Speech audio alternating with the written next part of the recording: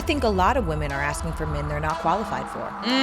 A lot of these gurus on the internet be saying stuff about how to get a man, and sis, if he does this, you're single. Not to weaponize singleness, because it's not bad to be single if that's truly what you want. But when you're giving advice like, I don't need no man, girl, stop acting like a pick-me, he needs to be doing this for me, that's why you're single. Wow. You're entitled, disrespectful, talk from the side of your neck, can't manage your tone is never gonna get you the man that you say that you want. So for me, I feel like most of us are bred to just want a husband. But when you want to be a wife, things are different. if you want a high-value, high-earning masculine man, there are certain things that will disqualify you from having that man.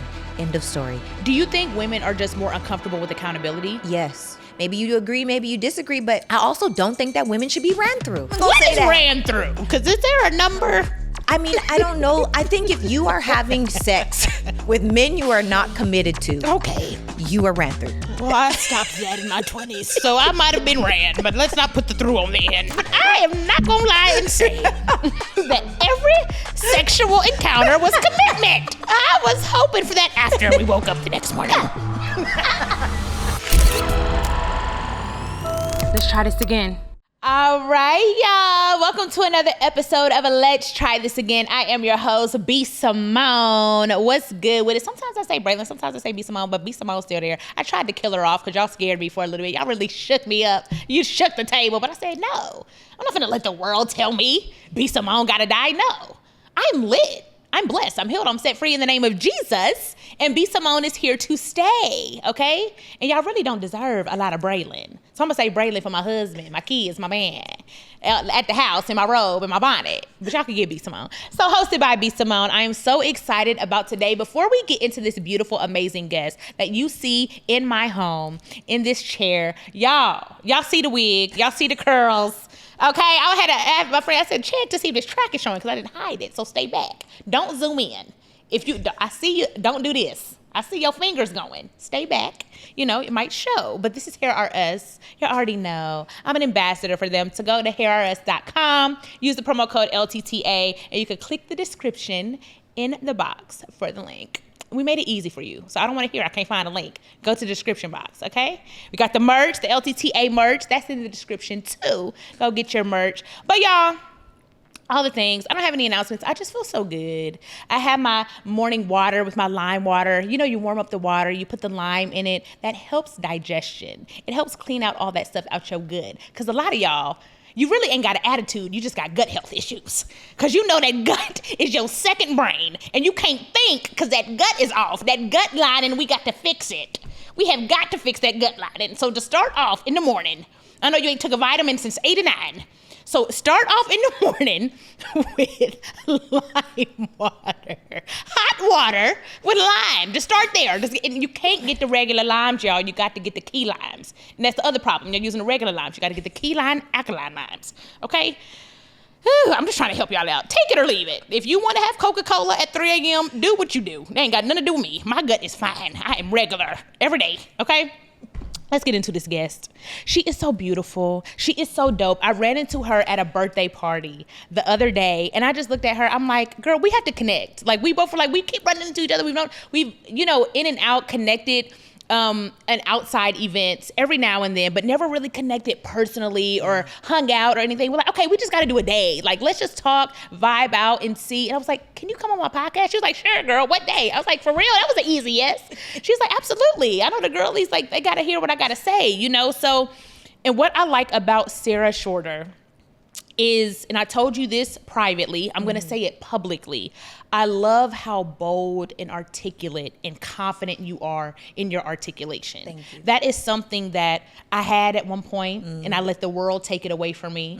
The noise, the blogs, the opinions, it caused me to go into a shell of, you know what, Braylon, it's time to find your identity in Christ and not who they say you are. Period. So I'm in that season of coming out of hiding. Yes. And getting excited and getting bold and getting like, I don't give a damn what y'all say. Like, I'm anointed, I'm called, I have a word. Period. And you know, we're human. Yes. If I ever need to say something or, you know, apologize when we cross that bridge when we get to it. But at this point in my life, I know I'm walking in obedience. I'm walking in my calling. I'm walking in who God called me to be. Yes. And whoever likes that, this is for you. Whoever doesn't like it, there's a billion other YouTube channels. There's a billion other podcasts. Go find somebody you like. Seriously, and stay away from me. And girl, I love your boldness. Thank you. Whether people agree with you, whether it's controversial, whether we gonna get to it where they call you a pick-me or you on the man's side, or all of these things, you stand on it. I said the same thing to Just Hilarious. I say the same thing to a lot of women that I see,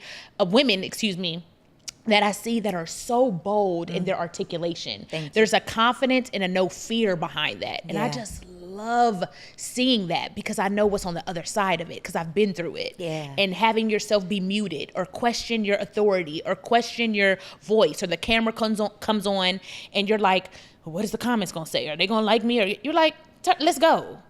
This is what I have to say. And you say it with so much authority. Thank you. Where does that come from?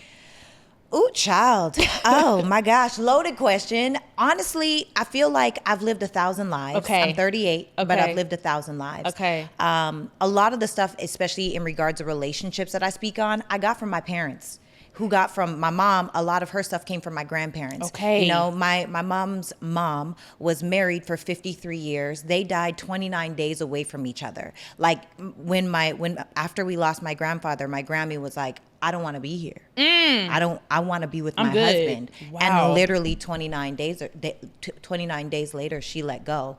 And so I feel like there's that aspect of things. And then I've worked with people inside of transformation. So I don't know if you wanted to talk about it or not, but I have an honorary doctorate. Yes. And I know that Because I was going to ask, girl, there's a whole bunch of stuff around that. I was going to ask, are you a doctor? Are you a relationship coach? Are you a therapist? No. Where does this articulation around relationships and women and feminine energy and all these things, it just comes from your life? It comes from my life, and I'm well read. Come on. And I'm well learned.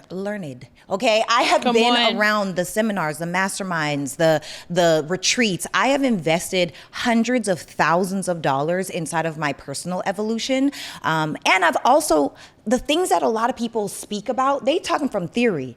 I'm speaking from experience. And the difference between the two is when you speak from theory, you don't know the nuances. And the nuances can sometimes be so small, but those super small things make the biggest differences. So I've just lived a lot of life, and it made me think of this analogy. So question for you. If you needed a heart transplant, and there was someone that hadn't even finished heart transplant school, would you go to that person? Absolutely not. Okay, well, would you go to the person that just finished heart transplant school and it was their first time doing a heart transplant? Would you be okay? I would probably look for somebody that's been in the game for 30 years. Right. So then there's the person that's been doing it for 30 years. They went to school and they're certified. That's a person that we would love. But there's also that person out in the wilderness that is the exception, that has never gone to school, but for whatever reason, they know how to perform heart surgery. Wow. And I feel like there's a lot of people that try to speak from the space of they are the heart surgeon out in the wilderness that's never been certified. You can't speak from what you've never experienced. You just can't. And I think too many people are trying to speak from a space of, they don't know. Girl, they don't know. They don't know. They don't know. A lot of these gurus on the internet be saying stuff about how to get a man, and sis, if he does this, you're single. And by the way, not to weaponize singleness, because it's not bad to be single if that's truly what you want. But when you're giving advice like, I don't need no man, girl, stop acting like a pick-me, I'm a 10, he needs to be doing this for me, that's why you're single. Wow. You're entitled, just rude, disrespectful, talk from the side of your neck, can't manage your tone is never going to get you the man that you say that you want. So for me, I feel like the things that I speak on with conviction is because I've seen it and experienced it in my life, or I've seen it from my parents, or I've learned it from my grandparents. It's not theory, or I've learned it from a book. I read a lot. Yeah. I'm an avid reader. Yeah, you said I read. My problem is I read and don't retain. I don't read 12 books. I don't remember nothing. I don't believe that. I need to take notes. No, I don't believe that for one second, because you're so wise, B. Stop. You are. You're so wise. Aww. I'll never forget one time we had a chance to connect, and I was just listening, and I feel like your heart. And one of the things that I had heard about you was you're so open. Like you're so open and you're so kind and you're so loving.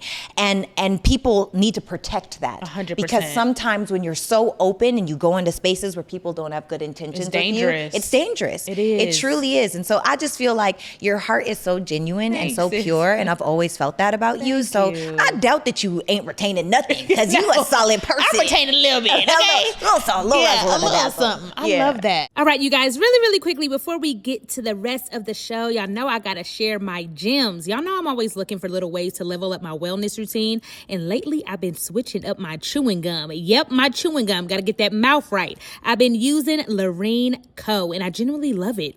Lorraine Co is better for you chewing gum that uses the same mineral your teeth are made of to support daily enamel health. It uses nanohydroxyapatite, the same mineral that makes up your enamel, to help strengthen your teeth and repair everyday wear. Honestly, y'all, it tastes so good. The flavor lasts and it leaves my mouth feeling super fresh. Not just chewing on gum all day. You getting that mouth right. I've been chewing it every day, especially after meals or coffee, and it feels good knowing I'm doing something that actually supports my teeth every time I use it. Plus, they have tons of flavors and even a fluoride-free toothpaste, baby. Right now, Lorraine Co is offering our listeners up to 50% off at buylorraine.com/LTTA. That's buylorraine, LARINE.com/LTTA for up to 50% off. Y'all go try that gum and let me know how you like it. How does it feel on the other side of going from single? Because when you started your platform, it's single. Yeah. Women dating, I'm sure, this women and dating and all these things. And now you're on the other side of that, like, the proof is in the pudding. Yes. This is what I'm telling y'all. Yeah. If y'all would just listen, open up them damn ears. Yes. And give me a chance to teach y'all something. I'd try it. Girl, I'm trying. Girls be fighting me every day. But you know what? I would say that when I think about how it feels on the other side, to be honest, I think a lot of women are like this, I think I thought I was more prepared to be a wife than I was in reality. Wow. If I'm going to be completely transparent. Wow. Because I know how to cook, I know how to clean, I know how to mind my tone. But what I didn't know how to do. She said, I know how to mind my tone. I know do. that's right. And that's a real thing. I do. I know how to choose husband. my words. Like, I might be cussing you out of my mind, but out of respect, I would never say some of these things that these women say. I wouldn't even think some of the things a lot of these women say, you know? That would actually verbalize to a man. You can't say that. You can't say that. Women, there are so many women, and I'm not condoning cheating. I do think that cheating is weak. I believe that with my whole heart. And also, there are women that are handing the keys to a man to go into another door. How many times are you going to emasculate him before he's just tired of it? A lot of men, I don't think cheating is as common as the loud collective make it seem, but a lot of the time, men are seeking a feeling. They want to feel respected. They want to feel appreciated. They want to feel adored. But now when they come home, there's no peace in that home. You literally can't even be mindful about your tone enough to respect him. How is he supposed to feel appreciated, loved, and desired? And so I say all of that to say, to run it back a little bit, one of the things that I realized is it wasn't those things. I wasn't as surrendered as I thought. I still had control issues, you know, and it's only because I've had good results. Okay. So the first 2 or 3, because next month we'll be married next month it's been a year that we've been married. And the first 2 or 3 months, I thought that I was like wife of the year, you know, like I thought. Wow. But I would still at times challenge things I have no business challenging. Give me an example. Ooh, child. Here's a real example. In relationships, I feel like we all think it's supposed to be one way, the way that we think it's supposed to go in our mind, whatever that looks like. So as an example, let's say your husband wants to, you believe in girls' trips, he doesn't believe in girls' trips. Or he believes in boys' trips, you don't believe in boys' trips. As an example, right? Now, what happens oftentimes is if you believe in girls' trips and I'm your man, your husband, and I don't believe in girls' trips, now we're at a stalemate. What do you do when you're passionately stalemated with someone? Now, the big scheme of it is, it's really not that serious. But the truth of it is, your emotions are going. And a lot of us as women, we're dysregulated, right? We don't know how to just be able to say, okay, you see it a different way, or can we put a pin in it and come back? Or let me really think about why I need to think about all of these different things. Why I really want to go on this trip, why I feel like I need What's this trip. What's the value of it? All of these different things come up. Now, when you stalemate and you come to a thing where you feel one way and I feel another, who wins? Do you trust the lead of the man that you chose? Wow. So that's the control. And that's just a random example. For sure. Even when it comes to parenting, when we have our first baby together, I'm sure we're going to parent different because Brock is like, he's a little bit harder than me. You know, he's just harder than me. And I'm like, patience. And why do you feel that? Even with I have 12 nieces and nephews, 2 godsons. Wow. And I have like the conversations like, okay, use your words. You know, I don't understand what this is. And my sister one time was like, he doesn't know what that means when you say He's use 2 your months words. old. Right. I'm like, use your words. But I think we'll parent different. So if you believe in whooping a child and I believe in gentle parenting, what happens when we are stalemated? But aren't these conversations you have before marriage? Sometimes. But not every single one. Sometimes you don't have every single one. Not every single one. And before we got married, because we have a crazy story, you know, people are like, oh yes, we got married in 6 days after we committed to one another, but we had been friends for almost 3 years. You know? Like a real deep friendship, hanging out. Real like deep knowing friendship. This person. I had one of his girls that he brought. My husband is tall, handsome, successful. He's got it going on. Okay. Women were doing everything for him for nothing. They were diving to be on his roster. Wow. And if I was a man and I could get everything for free with no effort, I would absolutely do it too. So for the ladies, stop giving up the goodies for nothing, okay? Stop letting these men baby mama you. Stop letting these men situationship you. Stop letting these men put you on a roster. So when I first met him, I liked him and he liked me. And the next day we were supposed to go on a date the next week, and we ended up getting together the next day, and we had like snacks and we talked about everything. Then the day after that, we fell asleep on the phone together and woke up on the phone together. I was like, hello. He was like, hello. I was like, oh my, I hadn't done that since high school. Like, it was crazy. That's so cute. And then after that, I want to know, are you marriage minded? You know, like, where are you at? Like, you know, I'm really digging your vibe, but I'm not putting my eggs in a basket with a hole at the bottom. It's just not who I am.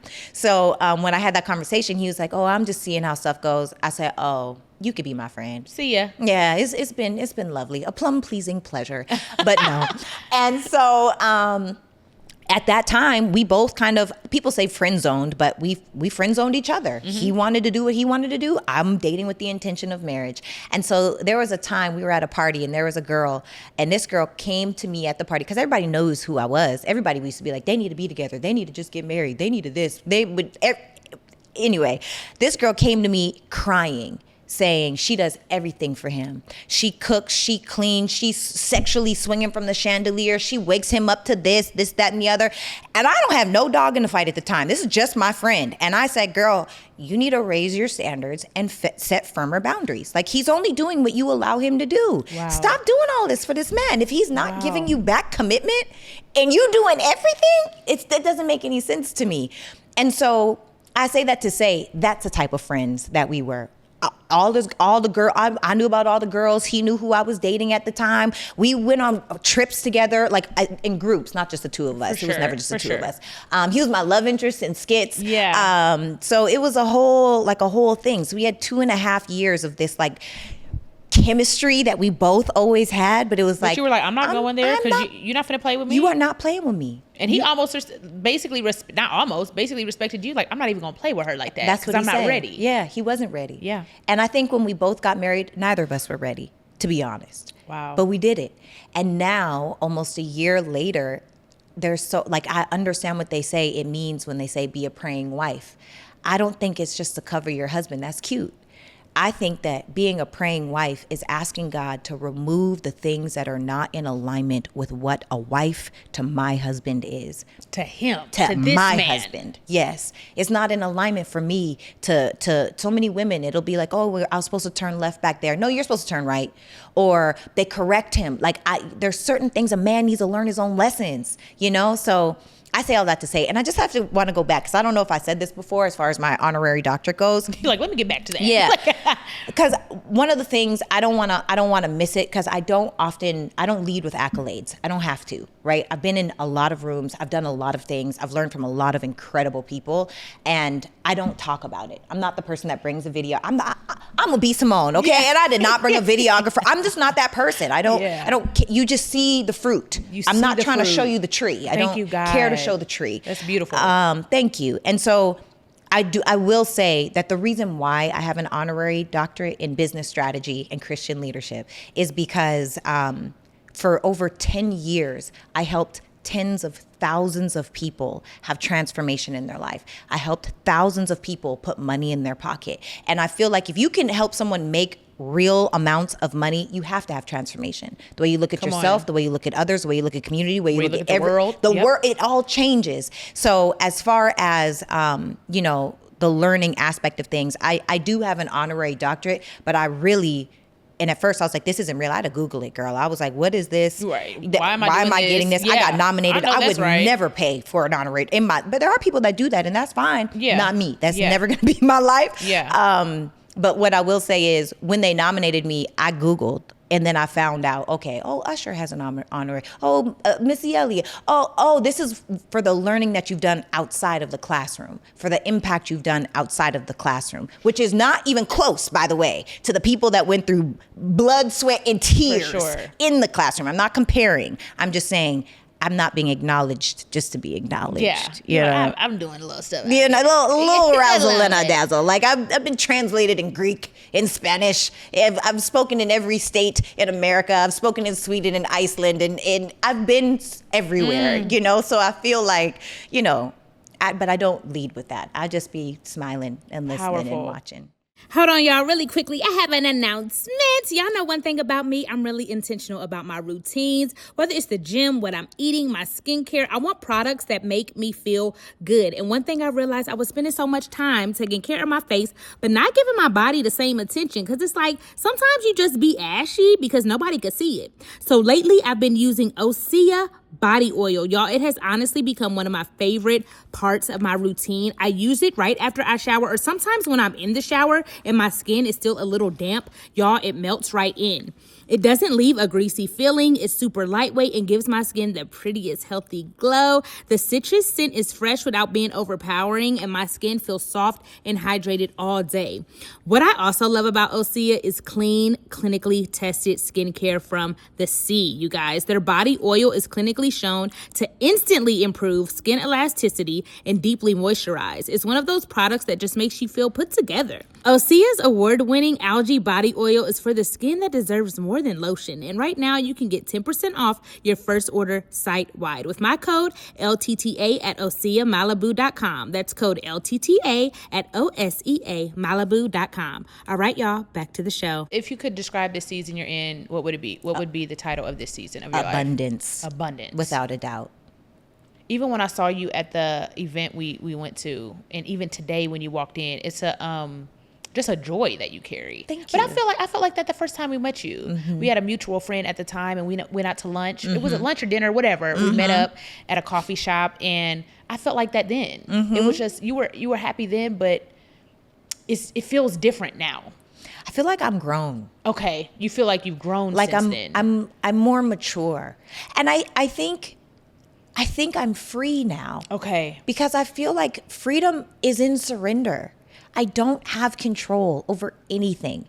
I live in a bubble. I trust myself. And that's one thing that we were talking about. You know, the internet will try to cancel you. Call me broke, call me ugly, call me stupid, call me single.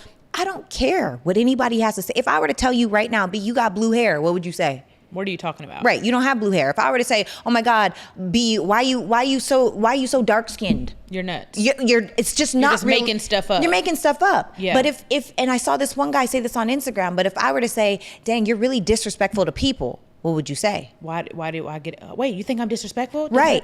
So we only relate to the pieces of that we think is 100%. true. It's hitting so it's a piece of it us. It can't be hidden. Yes. It can't be in there. If it's in there, now you're questioning. That means you don't know your identity. Yes. And that's exactly the season I'm coming out of. Yes. I'm finally to the point where I'm like, I don't have to believe these lies about myself. At all. I don't have to think about that. Like, there was a point where the internet, I would be like, why am I crying over Twitter? Yes. Like, this is crazy. Because they will try. But it was new. Yes. It was a whole shift of like, I'm the first. Yeah. Let me look at my camera. Yes. Sarah got herself off the first generation. Yes. Ever in the world. Yes. Of internet celebrity, of content creation, of Yes. black girl comedian that comes from social media back in 2014. Yes. You know, so the first, there was no blueprint for what we were doing then. At all. It was the first time Instagram didn't even have video when I had Instagram. It was Sheesh. only pictures. Yes. You know, so I was trailblazing a space that never existed. Yes. And I was always uplifted for that and Yes. applauded for that. And you're so funny. You're so pretty. You're so this. You're so that. And when it turned, I was like, No. Like, yeah, because you get excited about the applause, you're going to crumble at the boos. Oh, man. Your identity has to be rooted in who you know you are in Christ and not what anybody is saying about you. Yes. And I'm at 36 years old, girl. This awakening and surrender Yes. and truly seeking Christ. I rededicated my life back to Christ Yes. at 33. Yes. So this confidence, this boldness in him, not in the world, Period. not in the comments, not in the Period. likes, not in the viral moments that come and go. Yes. But in him, that's a new thing for me. Yes. And it's a different trust. Like, I'm not trusting on even my confidence. Yes. It's my confidence in Christ that I know who he called me to be in this production and on this platform in this world. Yes. He uplifted me in a generation Yes. for a time such as this, Come on. ultimately for his glory. Yes. And I finally can say that with authority and mean it, Yes. not just faking it till I make it. Yes. You know? Absolutely. So it's just a beautiful place to be. Yes. So for you to say you're in this season of abundance, Yes. it feels different. It feels different. From the years ago when I met you. Yes. It didn't feel like sadness or depression or anxiety. None of that. Yes. It was always confidence. But in this season, it's even a softer confidence. I It receive is. that. It is. It's because I don't have control. And you know what's crazy? I think about moving to Atlanta has been this like really weird experience. I feel like I'm from Canada. Yeah. I moved to America by myself when I was 20 years old to pursue acting. And I'm a cliche, but it's okay. To pursue acting. And then I was in LA for 15 years. And then from LA, I came to Atlanta. So next month will be 4 years that I've been in Atlanta. And the craziest part to me is when I got here, this is the first time I ever experienced mean girl, weird. You didn't experience that in LA? Not at all. Wow. 0%.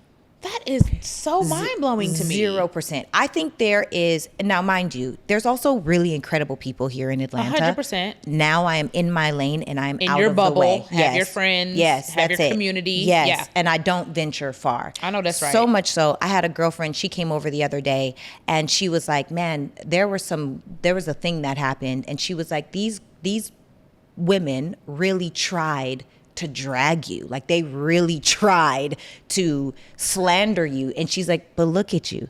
I said, honestly, I didn't even know because I don't look to hear what people have to say about me. That's how I feel. I don't know what anybody says. And I don't care what anybody says. Because what do I look like listening to your projection? What do I look like listening to your projection? What you have to say about me, that's your truth. It's not mine.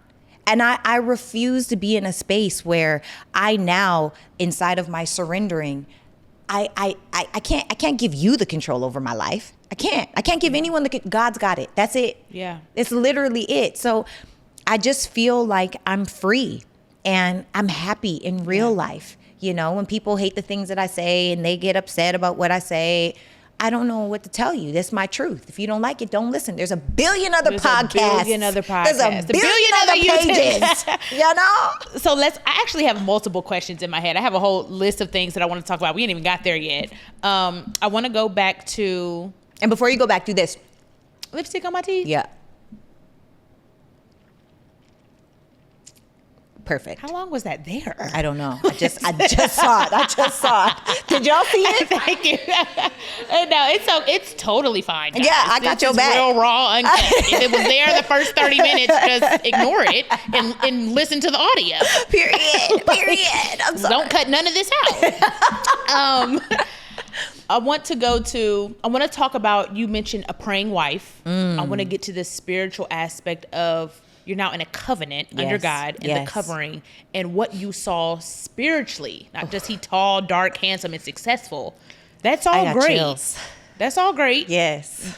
Great. Yes. I like chocolate. Yes. I like a nice back. Ooh, I was at the gym the other day. I saw this nigga back. I didn't even care if he thought I was staring at him. I turned around and he was boxing. I said, yes, give me a show. That back. Oh my God, the trapezoid or whatever the thing is. The thing on the neck, you know? That? Yes. I said, I love a good back. I love a chocolate skin. I like a caramel. I like tall, dark, and handsome. Of course we love a successful. Of course we love a I know my purpose. Yes. Of course we love a authority. We love boldness. We love a leader, an alpha man. We love all of those things. Yes. But you can have all of that and I mean this from the bottom of my heart to the depths of my soul, in the season I'm in now, Yes. if you don't know the Lord, or at least seeking him diligently, Yes. you might not be where I am spiritually yet, and I'm Yes. not where I'm gonna be. Right. We're always evolving. There's no end goal to this. Period. You have to have a desire to get to know Jesus Christ as your Lord and Savior and have a relationship with him for yourself. Yes.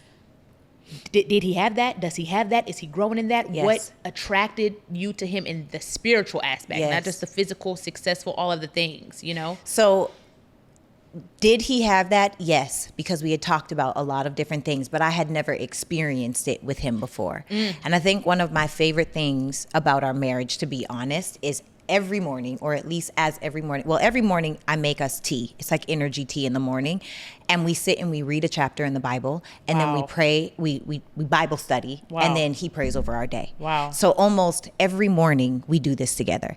And I feel like it's really interesting to hear his standpoints on Proverbs, or his standpoints. And we'll hop around, you know, if we're reading the book of Proverbs, or if we're reading Mark, or if we finish a whole book, but we read a chapter of it a day. It's so interesting to hear his standpoints. And sometimes we're right there, and other times he's so over here and I'm so over here, which just creates more colors and vastness and depth, because it's like, I've never even thought about it that way. So I love that he does definitely challenge me spiritually. Okay. And I love that for me. Okay. And I feel like in the strangest way,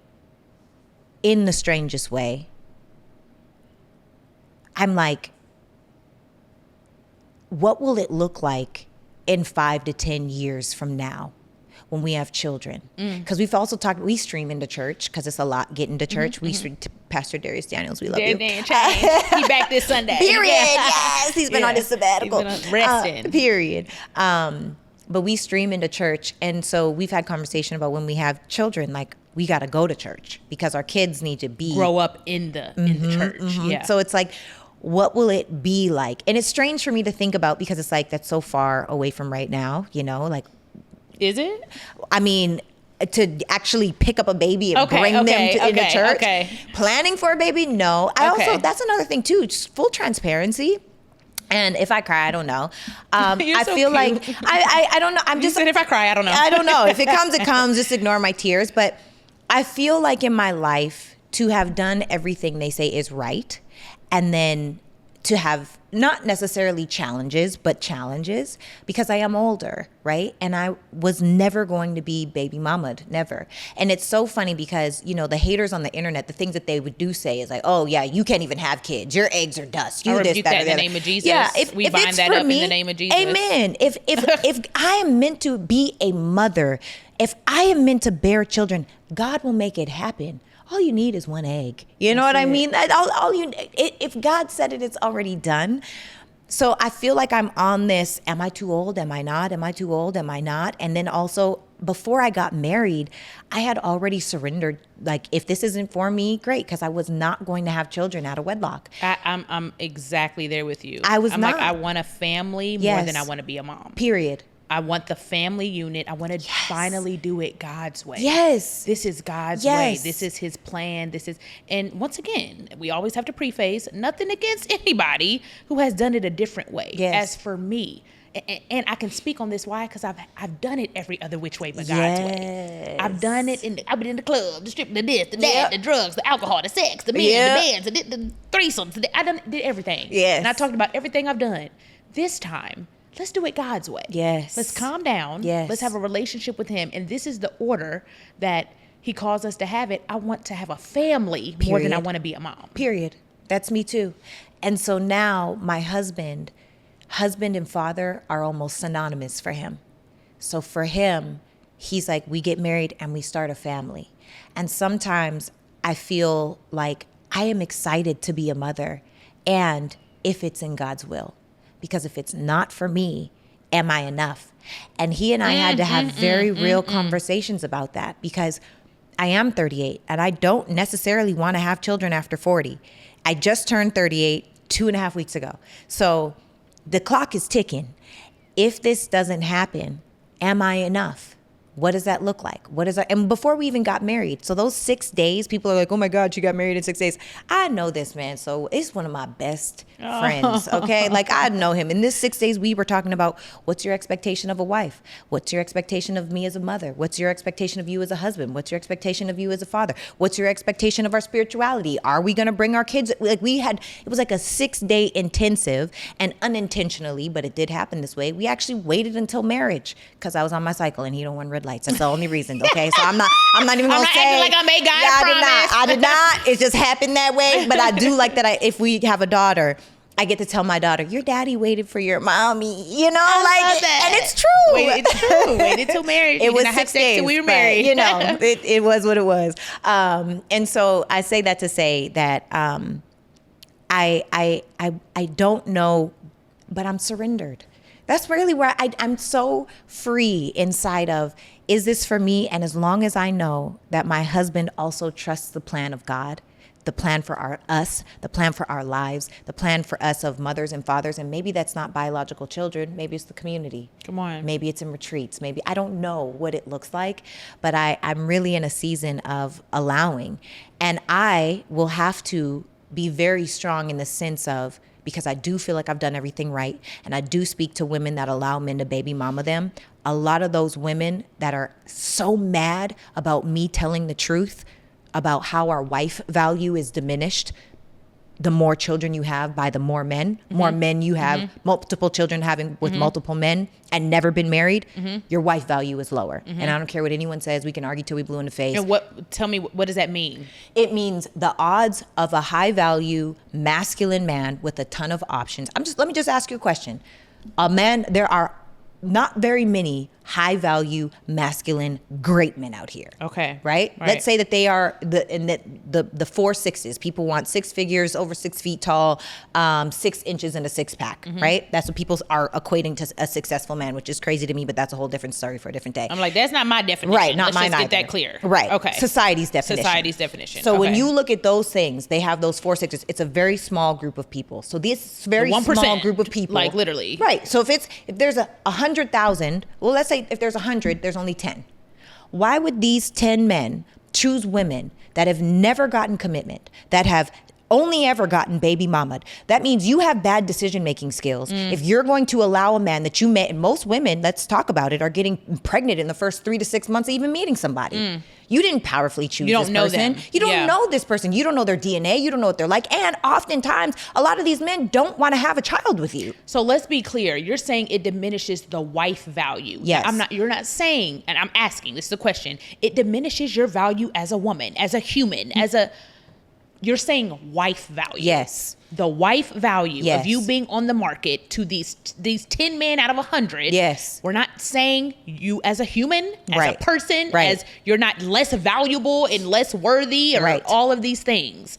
We're talking about wife value. Yes. Got it. It is diminished. Got it. When that happens, so those women that are so mad that I say that, and they come up with everything that you a pick me, you a this, you a that, blah, blah, blah, blah. Those women, they can't wait to say, oh, you can't even have kids. Oh, you That's thought so you were sick, doing though. it right. Oh, but that's a lot of women are this way. Even like my husband.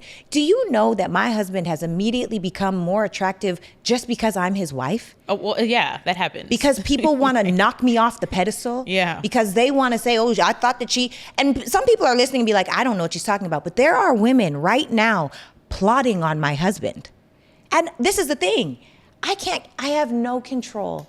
I don't think that's who my husband is. I really don't. There's a lot of things I think my husband would do. Cheating just ain't one of them. Is that a non-negotiable? The truth is, and I'm gonna be so transparent, and I've said this on my show. The truth is, I don't feel like a man having sex with another woman means he loves me less. I don't believe feel that. at I all. believe that. And, But you're right. And if you lie and you're deceptive and you want to betray me on that level, how I can't trust you. If I can't trust you, I can't respect you. If I can't respect you, how do you have a marriage? So why would you desecrate our marriage in that way? And I chose a person that looks at cheating the same way. Okay. I chose a person that I believe in my heart of hearts, he's not the man. If he goes to a strip club, this man is literally eating wings watching a game. He ain't throwing no ones on a woman. And even if he did, he doesn't, but even if he did, I'm not pressed. You trust him. My husband. I trust him so. This man would die for me. And I know that for a fact. Like the way that he has shown up for me, even like the visions of what I thought marriage was supposed to be. Here's a small example. Me growing up, my dad doesn't eat if my mom doesn't cook. My mom is also a 6-figure earning woman, but she is traditional. They are ride or die best friends. When my dad was in an injury, and at the time, yes, he was getting disability, but he couldn't support the household the same way. My mom had a full-time job, was going to school full-time, had all of us kids, my dad's injury, all having a life, and also trying to make sure we weren't homeless. She still made him head of household, right? So when I tell you what I've seen, I lost my train of thought. What were we talking about? Your mom and making your dad the head of the household and what you see in your husband. You trust your husband. Yes. Yep. So my dad does not eat if my mom doesn't cook. Yes. It's a whole thing, right? Yes. Now, I thought that's how I'm supposed to be as a wife. This is what I'm telling you. Before I got married, I thought I knew everything about being a wife. I know how to be selfless. I know how to show up. I know how to be sexy. I remember growing up one time, pulling this pink stretchy thing out the couch, being like, what's this? And my mom being like, me and your dad were having fun. Give me this. You know what I mean? Like, I know my mom, me and my mom Keeping and my spicy. sisters, we used to go shopping for matching underwear, and not to be sexy for your man, but to be sexy for yourself. And that's just a benefit that he gets to reap. My mom has taught us so many different things. How to be a woman. Yes. How to be a lady. Yes. How to be romanticized. Yes. Romanticizing your life. And Yes. showing up in your feminine. Girl, yes. And sometimes it's to the detriment to her. And I didn't realize that until I got sick while I was with Brock, while we were married. And when I tell you I was out for the count, I never get sick. Like, I had a migraine. You turn on lights, I'm hurting. And anytime Brock is sick, I make him this concoctioned up tea. It's spices and water and ginger and lemon and turmeric and garlic and all the things. He don't know how to make it, but every time he's sick, I make him this tea and whatever. So I get sick. Girl, this man, usually when I'm down and out, I don't even want you to see me. Just leave me alone. Just let me, I'm still trying to check on you. Are you okay? Do you need anything? He's like, girl, go lay down. Then he went to the grocery store. He bought all the spices for the tea, didn't know how to make it, brought me up hot water in a cup with the spices lined up on a tray so that I could make my own tea in the bed and rest. I have never experienced a love that was so non-performative, that was so filled with partnership, where their core values, and I already know your values.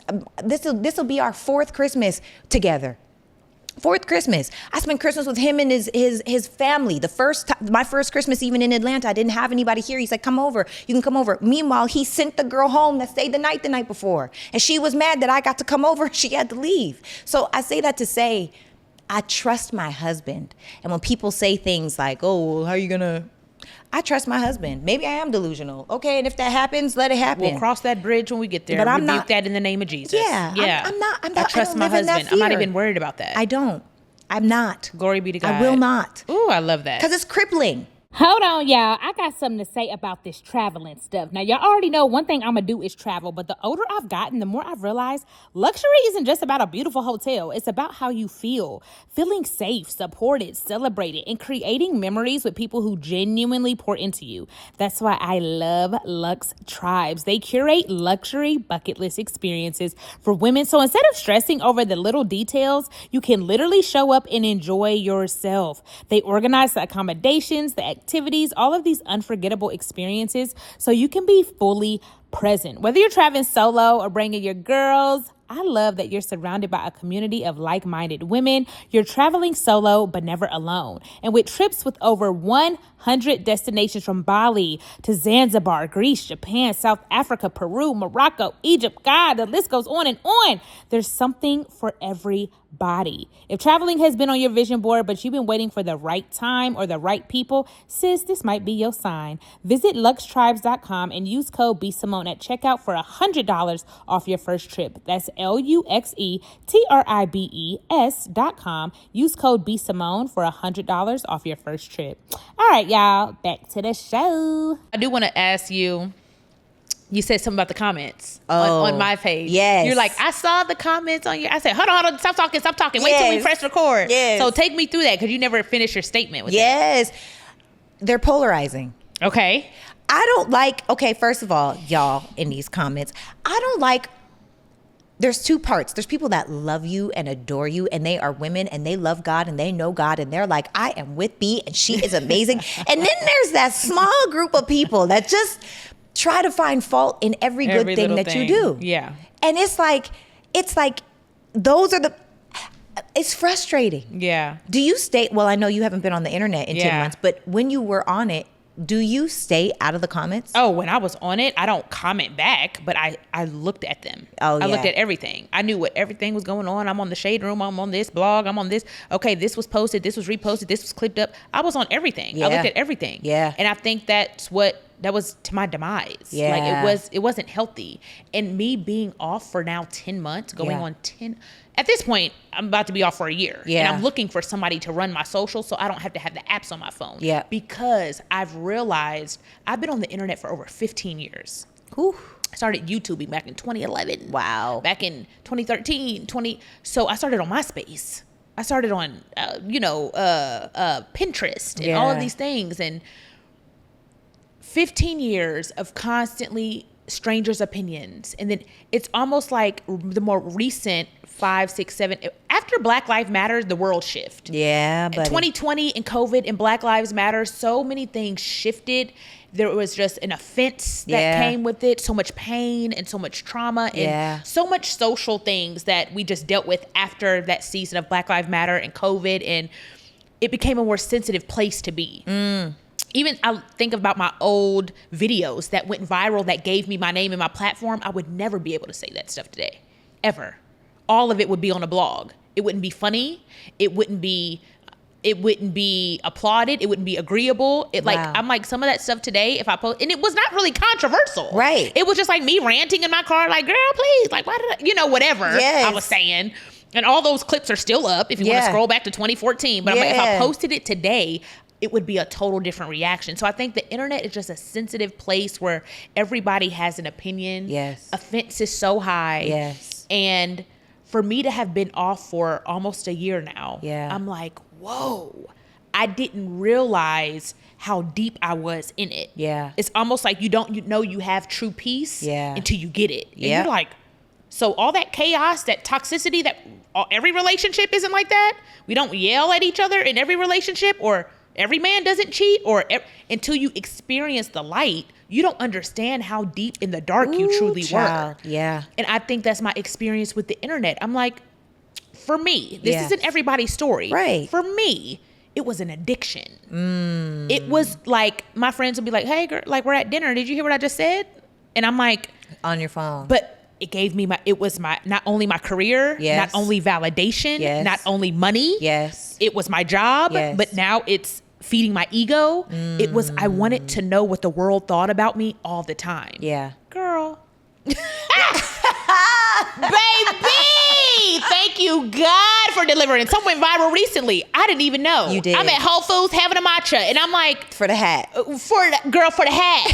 I said, baby, what about a hat? Only hat I know that's on my head is this wig. I don't know. Period. I said, well, the little girl hat, I bought the hat. Da-da-da. All this stuff going viral about the hat. I'm like, oh, they won't care in 2 weeks. I'm Right. tanning. Literally. I feel great. Yes. But the reality is, it took almost a year to get there. A year of solitude, a year of removing myself, a year of, think about an alcoholic that's addicted to alcohol. Yeah. If you've been sober for a year, Yep. you don't say, oh, I've been doing good. Let me just put wine in the fridge. Yeah. No. Yes, yes, yes. What are the boundaries you keep in place to stay in this disciplined, healed, peaceful mindset? Yeah. So for me, I can't see myself having the apps back on my phone, at least like not right now. Yeah. And it might be never. Right.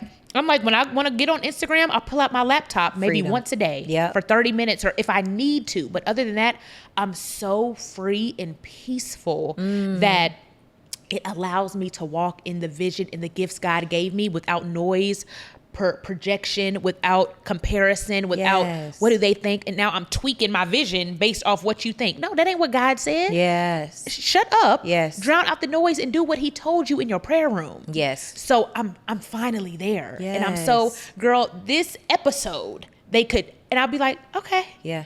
But a real okay. You know, Yes. back in the day, I had to be like, okay, it's okay, it's okay, it's okay. It don't matter. You know who you are. You training yourself to believe it. Yep. Now I believe it. Yes. And I'm like, ugh. I'm out of hiding. Like, I'm Yes. so excited to feel that because on the opposite end of it, I know what that opposite feels like, and it sucks. Yeah. It sucks to doubt your identity at the hands of people that only know you from a 30-second clip. Ooh. It's sick. Ooh. It's sick. Girl. And if 30 seconds of your life was on the internet, you wouldn't even be able to walk an inch in my shoes. I'm not going to say a mile. You wouldn't even be able to put my shoes on. Say that. Because of what God has called us to carry with Yes. the platform and with the noise of the world, it's a part of the cross we have to carry. Yes. But if I'm walking in obedience, whatever comes with that, it rolls off of me like water. Yes. Now. Yes. And I can say that honestly now. If I was on a blog tomorrow, as long as it ain't nothing I need to apologize about, my team don't even let me know. Right. I don't give a damn. Right. I don't care if I'm viral for the week. Yes. The next week is going to be another celebrity and another clip and another podcast and another whoever. Yes. You know, but unless it's something I truly need to address, Yes. that, you know, we can drop the ball. We can say, okay, let me say something about that. Let me address that. I Yeah. said it publicly. Maybe that didn't come off the right way. Yeah. But I'm not apologizing for nothing anymore. At all. Nothing. I'm so grounded in my identity now. And I I'm love excited about this season. Yes. I've been leaning into the comments. I know that's right. I've been doubling down on the comments. I know that's right. And I think for me, I'm the opposite. I used to be nice and just not say anything. And I used to just read comments and be like, oh my God, like that's They don't get it. Yeah, like I don't know how else I could say this. Now I'm looking for it. Come on. Because honestly, a lot of people create more content for more conversations about things that need to be clarified for women that want, because this is the thing too, and I say this all the time just for clarity, I'm not speaking to women Generally. right. No, if you want a high value, high earning masculine man, or you want a high value masculine man, there are certain things that will disqualify you from having that man. End of story. It's not even really a discussion. It's like if you're a doctor, you had to go to school to become a doctor. I can't expect this person that's never been to doctor school in his life Yeah. to perform heart surgery. Yeah. It's not realistic. Yeah. But when people, and I feel like that's given me a sense of groundedness almost inside of, no, we could talk about it, because they be calling me every name, girl. And I'm like, that's, Pick me. Oh, You on the man's side. but you know You- what? all these things. You know what's crazy? You're male centered. Yes. Yes. Do you think women are just more uncomfortable with accountability? Yes. I'm not male centered. I'm nuclear family centered, which requires a woman to respect a man. And honestly, I think most women are dating for ego. They're not dating for partnership in life. They're dating so that they can show their friends at work they've been chosen. They're dating so they can post on Instagram they've been chosen. But as far as actually doing the work where you're happy, where you're excited to do for your partner, like real life, in real outside life of an and in real Instagram time, picture. outside of trips and bags and all that, we are It's in a a joke. prostitution era. It's a joke. We're not even inside of a real partnership era, and it is to the detriment of the family. So if what I say, and I believe we are fully engrossed into a prostitution era right now, a woman will sleep with you because you brought her to dinner. That's insane. It's ridiculous. The bar is so low. And so I feel like I've been saying, if I'm a pick me, you're a skip me. What does that mean? They skipping you. They ain't even looking in your direction. Come because on. this is the thing. Any woman that calls another woman a pick me, to think that I'm a pick me because I want to love on my husband, to think that I'm a pick me because I want to respect my man, to think that I'm a pick me because I talk about being mindful of your tone and lowering your volume, to think that I'm a pick me because I'm talking about how to be a woman, a lady, to be feminine. You're a skip me, because that means you are the antithesis to all of these things. You're probably one of those women that say, I don't need a man. And that's probably why you don't have one. No, I don't say that now. I need my husband. I need my husband. Girl. Where is he at? I need my covering. I need my husband. I need you to even have a baby. Yes. You need a man. Yes. I need a leader and a protector. Somebody come help around this hoe. And that's what I'm saying. We're not meant to lead the way that we're leading right now. 100%. The hierarchy of the home is just completely inverted, you know? And even, you know, we went pretty viral. And I should ask you this question, and be careful of your answer because you might go viral. But one of the questions on my show, they said, scenario, you and your husband are on a boat in the middle of the ocean with your small child, 2 or 3 years old. Your husband and baby get lodged into the water. You can only save one, the other will die. Who are you saving? Jesus. I don't know if this is there's a biblical answer? Yep. Is there a biblical answer? Yes. The first answer that came to my mind was my husband. That Okay. sounds crazy though. It doesn't sound crazy Is to that me right? at all. Yes, that's biblically, yes. Biblically, yes. That is right. Ah! So that's what I said. My husband, in the Bible, your husband is the covering. He is the head of your household. And when two become naturally, one. No, there is do no you naturally. think you would jump for your baby? I wouldn't. That's terrifying. And also, you don't know. I'm speaking from logic, not experience, Okay. right? I don't know. I don't know. Okay. But I feel like you're once in a lifetime, platinum needle in a haystack, covering, husband, confidant, best friend, ace boon coon. Yeah. And women are like, I could get another husband. No, because that's the difference. Y'all are married. You don't know what it means to be husband and wife. Husband and wife is once in a lifetime. Married, everybody's getting married. That's why divorce is 70 whatever percent that women are initiating. Because we're sold a dream. We're sold a dream of, it's supposed to look this way. But the second that you got to be accountable, the second that you have to be mindful of your voice, the second that you have to regulate your own emotions, the second that you have to stop taking things so personally, now we got a problem. Now I don't want to be a wife anymore. I'm not happy. What does that mean? Baby, let me tell you something. I asked the elder. I asked somebody of wisdom. And are you happy? Unhappiness is not a reason for divorce. I don't ever. Go get happy. Go get happy. What makes you happy? And why have you not done the work? And more so than not doing the work, if over time you've allowed space, which allows disconnection, which allows that space for resentment to grow inside of. So now I feel like I'm over here, you're over there. You don't want to do the work that created the disconnect, to overcome the disconnect, right? So now you've allowed compounding feelings, compounded upset, compounded resentment. You've allowed all of these things to put us like this. Are you willing to do the work? Most people are like, nope, it's too hard. I'm going to quit, take all the lessons they learned from this relationship, and then go do the same exact thing in a new relationship. Wow. That's what people be doing. So it's so crazy to me when people say, or women say, I'm not happy. You know why you're not happy? Not you, but women out there. You're not happy because you expect that man to move like a woman. You didn't marry a woman, you married a man. Men are not emotional. Men don't want to talk, most masculine men, they're not going to talk all day, every day. They're covering the home. They're paying the bills. They're mission focused. Yes. Yeah. Yes. And that is why we as women are blessed to have girlfriends. That's why we as women, it's so important for us to have tribe so that we can talk about the things. Yes, we can talk about the things that rub us the wrong way in life, in relationship, and only have one or two in relationship, but in life. Right, because your husband isn't going to talk about all these things, right? So I in my mind, I think that a lot of women have a very distorted idea of what it actually means to be a wife and aren't willing to do the work, which is why it's women that are initiating divorce. Men are marrying a woman because he's saying, I'm choosing you and I'm going to stick with you.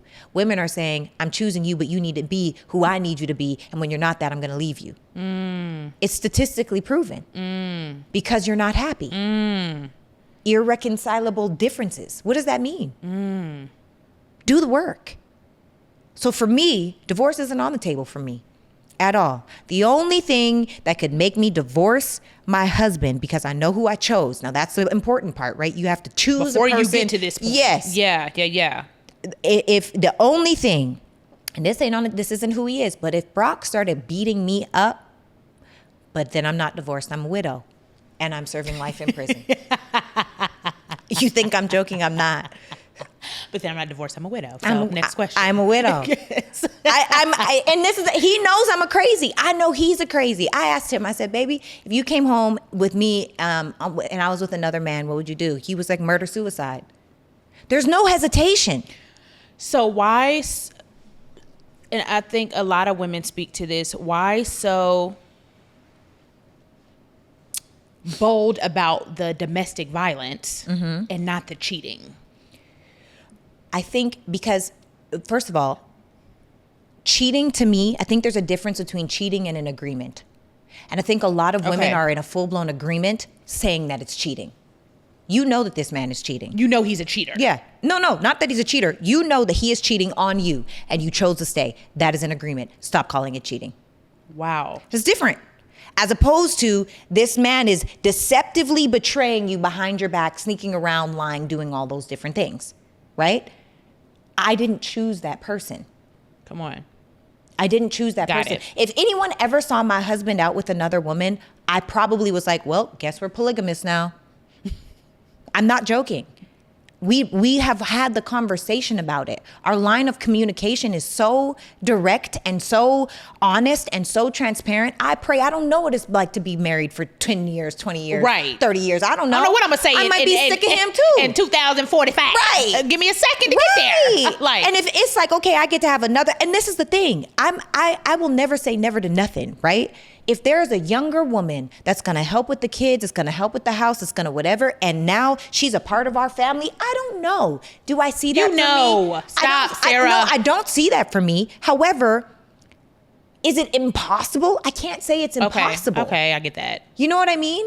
Like, right now, I can't say it's it ain't impossible happening. when I'm 56. Right, I can't. I don't know what I'm going to say. That's still young. Let that young hoe help. Right, yes, period. But 56 is still too young. I feel like when I'm like 66, and she like... You said because at 56, I'm still going to be looking like Halle Berry. Period. 55 is my prime. I know that's right. The older I get, I'm like, I cannot wait. Yes. It just gets better and better and better and better Period. and better and better. Girl, yes. Yeah. So I feel like I'm just bold across the board. You know, but I'm just so is my open and we husband. have communication, and when we get there, we get there. Yes. I also you have to know your person.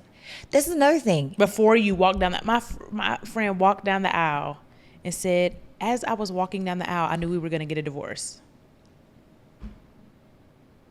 and went through with it anyway. And I'm not going to say my friend, somebody I know. Yeah. We're not friends. Yeah. Let me be very clear on these words I'm using. Period. Someone I know. Yeah. When I was walking down the aisle, I knew we were going to get a divorce. And you got the bouquet, you got the hair, you got the makeup, you got the church full, you got 200 guests, What would you do? I wouldn't do it.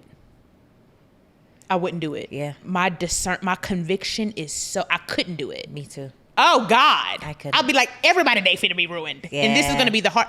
And you know how I know I wouldn't? Because I've made those decisions before. Yeah. What does that mean? Say that in a different way. I've done it before. Yeah. Detriment that affects everybody. That I've gotten to the point of, yes. And I get right there and God says no. Yes. And you knew it was a no. Yes. 10 yeses ago, but you ignored it. Yes. And now I'm going to make you feel it. I can't fight that conviction in that moment. I've made those decisions before. So Yeah. I know I would do it in that. Walking down the aisle. Yeah. If I know that this is God and I know, I couldn't do it. Ooh, child. I would ruin everybody's day. I feel you. Including mine. I feel you. I couldn't do it. I've been I couldn't engaged do it. twice and called it off before.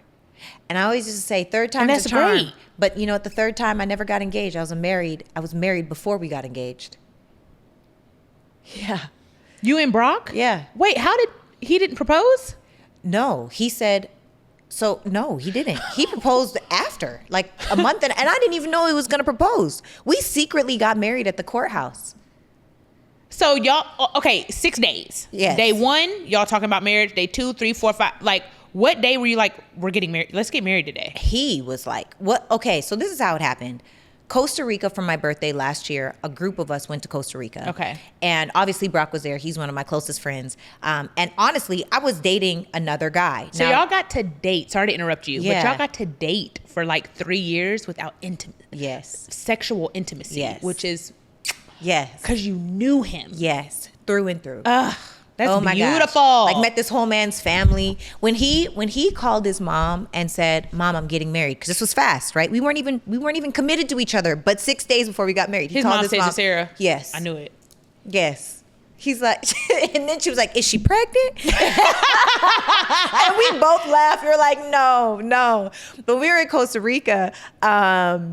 We went, and I was dating another guy. Now, dating does not mean relationship, because they try to drag me on the internet talking about how Sarah broke up with her fiance to date this man, her friend, after 6 days. But no.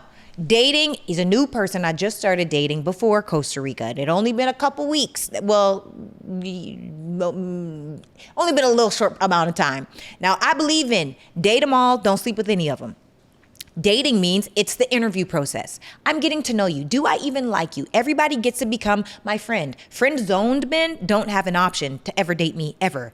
My friends, they're all eligible bachelors. Which one do I like the most? So if I know we could play Uno and we could karaoke, we could talk about all the things, you could tell me your woes and we could strategize in business, you can get an idea of how I am as a human, how I really move with those people that I care about. You're not in my friend zone. You're just a friend that currently I am not choosing, or you are not choosing me. We are not choosing each other.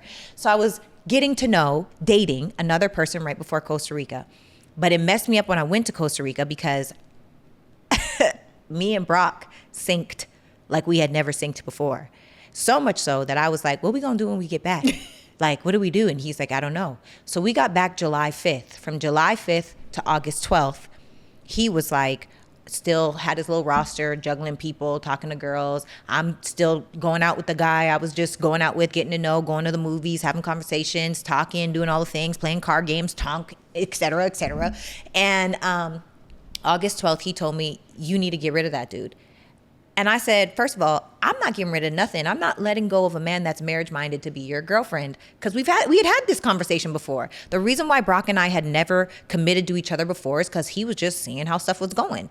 I want to be married. I want to be a wife. I want a husband. I want a covenant under God. Do you hear me? Like, I don't want to be a situationship. There's nothing attractive about that. So he was like, all right, well, you need to get rid of him. I said, well, if I'm going to get rid of anybody, you need to get rid of all your girls too. So he was like, okay. So the next day I let go of the other guy, and he let go of his girls.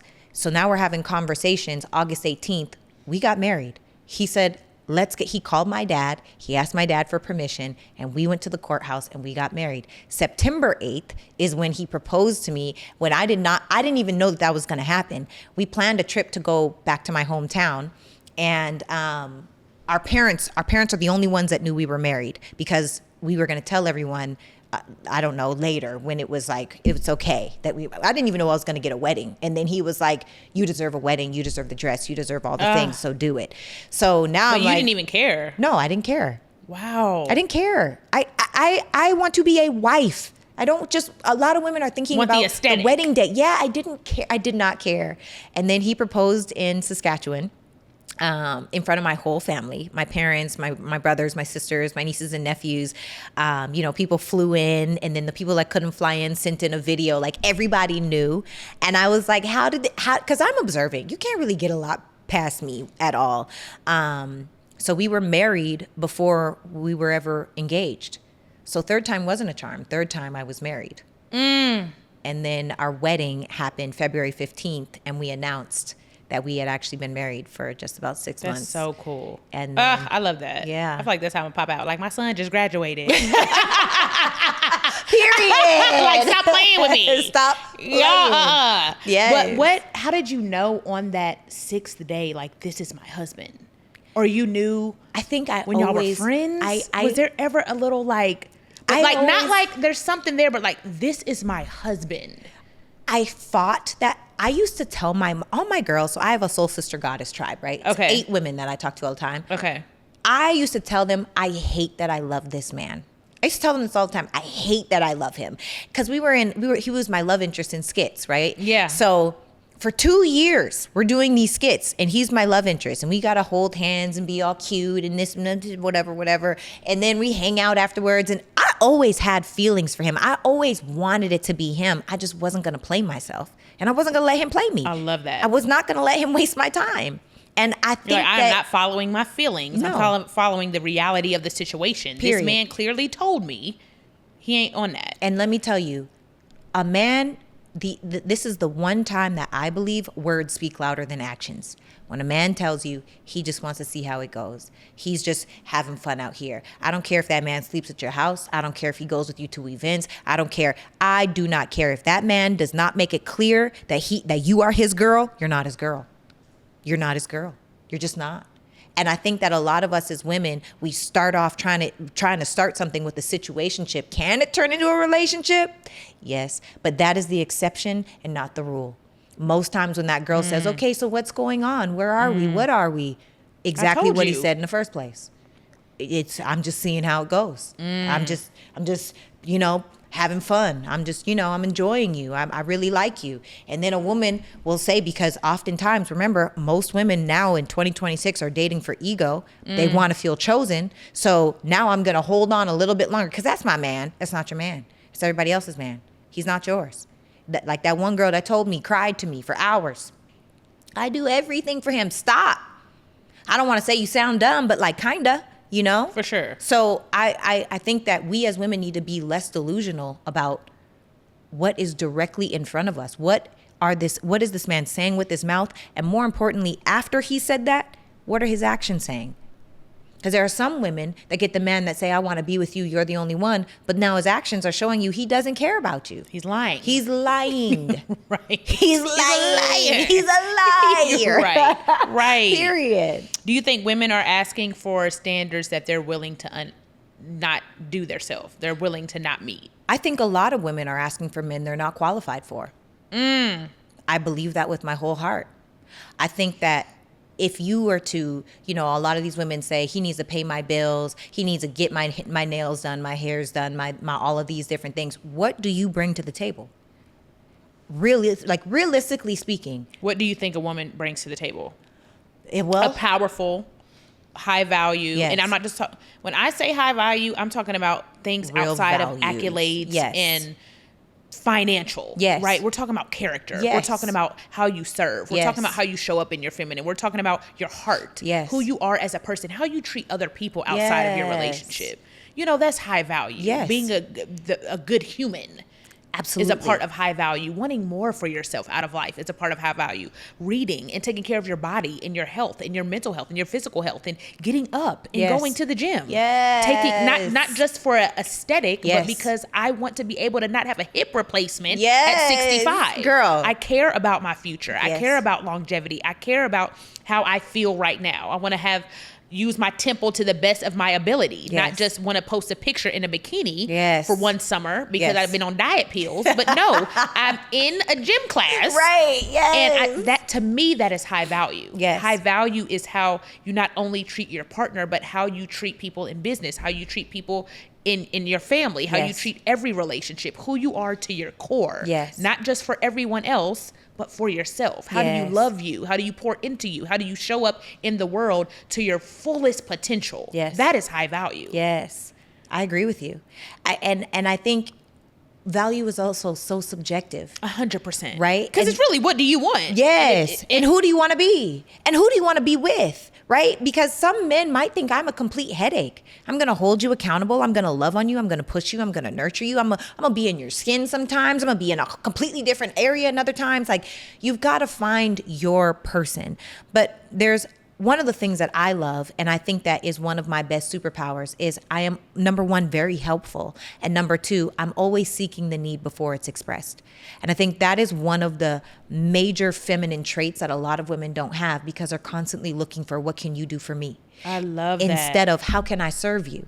And not to say that you at the detriment of self, because I don't believe that. I'm not talking about slavery. Yes, I don't believe in that at all. Okay, because my man is spoiled. Like, Right, he's spoiled right. rotten. But so am I. Right. And so one of the things that I say all the time is for women to do a real assessment of themselves. And I'm not talking about inflated ego assessment. Okay. I'm saying, if you bare bones strip yourself down physically, mentally, emotionally, spiritually, financially, and energetically. On a scale of 1 to 10, you cannot use 7. What would you give yourself?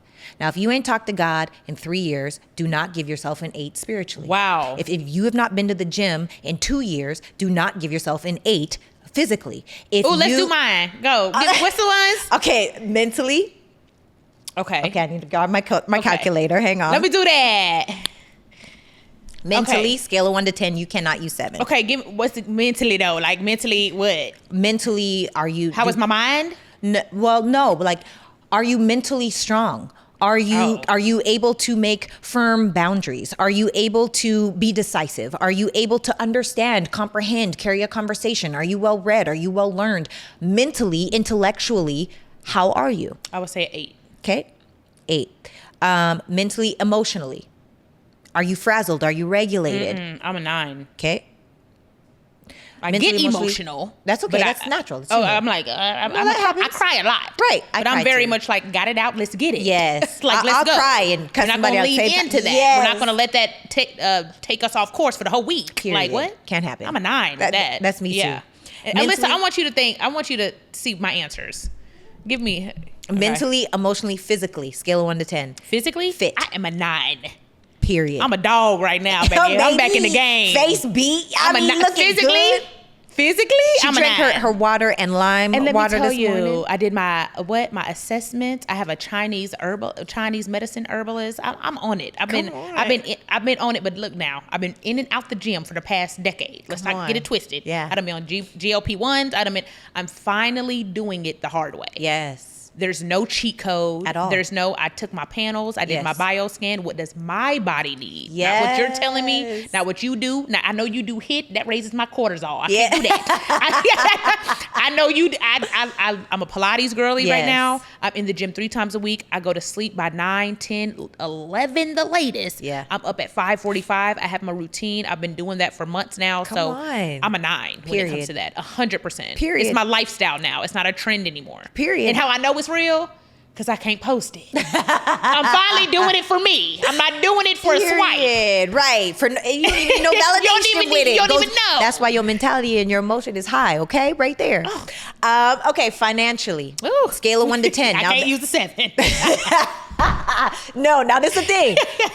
Whatever. I'm budgeting. What's that? A 6? No, it's Okay. not about budgeting. When you think of success, the highest level of success for you, whatever number that is a 10.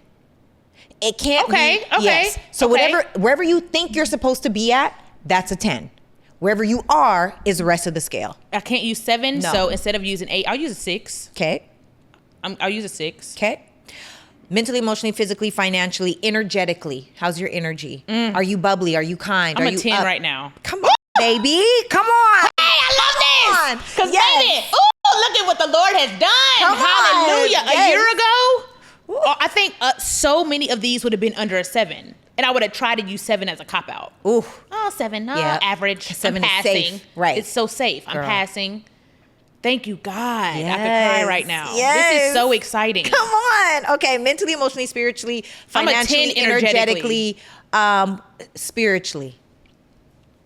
I would say a 6. I'm surprised by that. Because I haven't been as consistent as I would say for a 9 or an 8. Okay. My consistency can be better. Okay. Now, daily, I'm praying without ceasing. I'm Yep. talking to God all day, but taking that intimate time and Yeah. sitting down and getting in my word Yeah. right now is Yeah. a 6. Okay. I'm not going to lie about that. Okay. I want to be more consistent with intentional time cut out. Yeah. Do I talk to God every day and pray every day? And yes, am I making decisions every day? Yeah. I'm praying without ceasing all day. Come on, Thessalonians. But Yeah.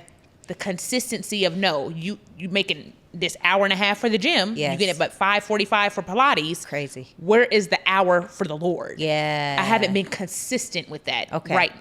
I could say maybe like a month or two that's been off. Okay. Yeah. So add those all together, divide it by 6 to find your average, gives you an 8. High number. Hi.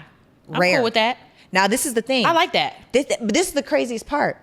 Most women, you say physically, financially, and you say all those things, and they be like 10, 10, I'm a 10, I'm a 10, I'm a 10, I'm a 10, I'm a 10. And you ain't been a 10. You ain't a 10. You ain't a 10 in nothing, right? 10 don't even exist. You ain't a 10. Let's be realistic. 10 don't I take exist. a little B plus. Period. It's an 8.9. Period. You know what I mean? I'll take an 8. So that's what I'm saying. When Because you, I have stuff to work on, and I can be honest we with that. all do, but most women have this inflated ego where they're like, I'm a 10, I'm a 10, I'm a 10. Now, why do you, as a 5, deserve a man who's ranking at 8, 9, and 10? Lord have mercy.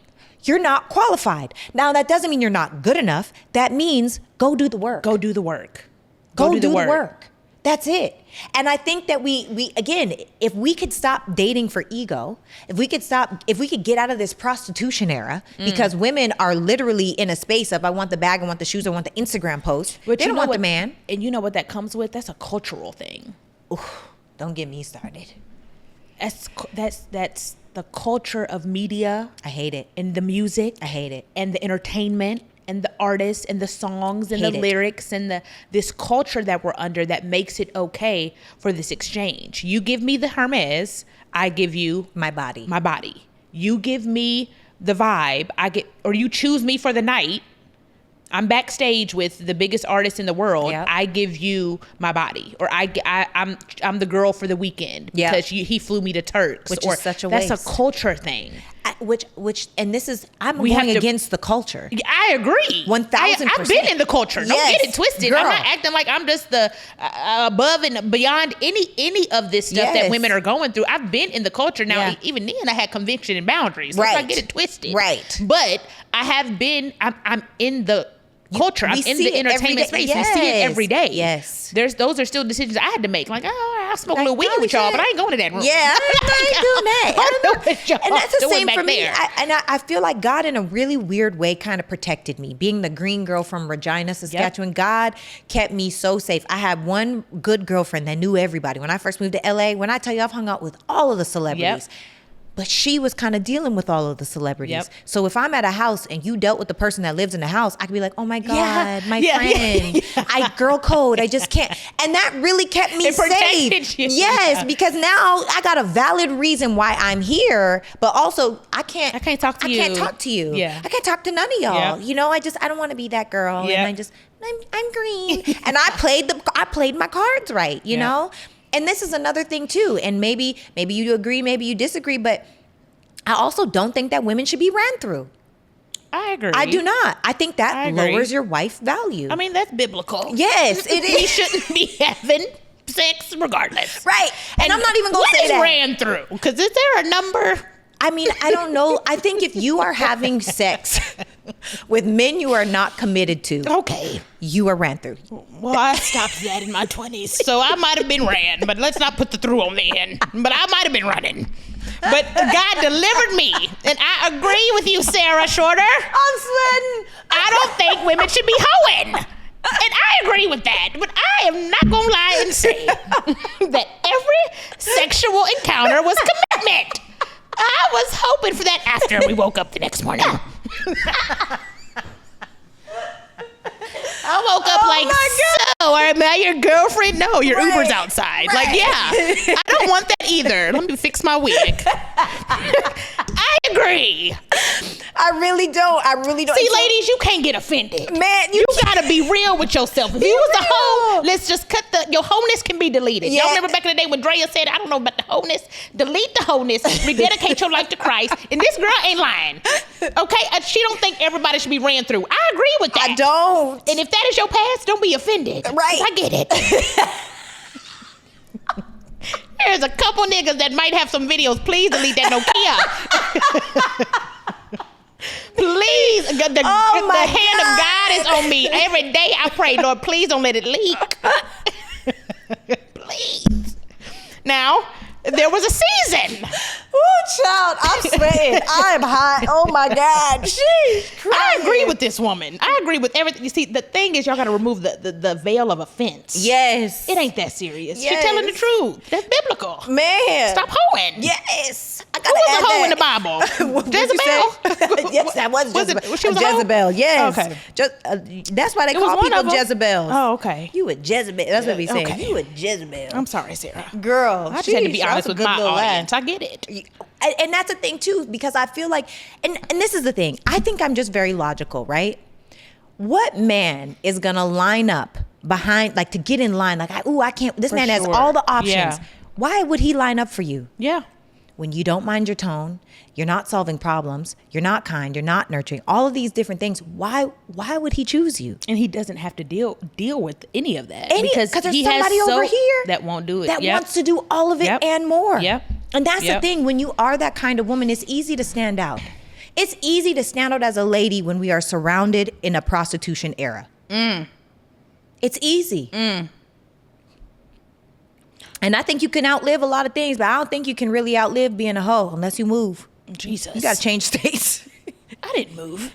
I wasn't a hoe, though. I don't think you were a hoe. I don't think. I had like a, you know what, let's be real. Okay. I was not a hoe, but there were moments. That's okay. I was like, you should have did that. Right. But do you people, have got to get home. But do people know your whole, and that's another thing too. Let me stop playing, y'all. I was never a hoe. Okay? Right. Period. Let's cut to the chase. And that's why I wanted to say funny. that, because I'm also a comedian. Right. No. Girl, I know. Even when I was out in the work doing crazy stuff that is like, I was still the most convicted in boundaries in my circle. Yes. The people I was around, I was like, I am not doing that. Yes, at all. I'm like, not going in that room. I'm not going in that room. I'm not going back there. Did he? Right. No baby oil. No diddy. No diddy.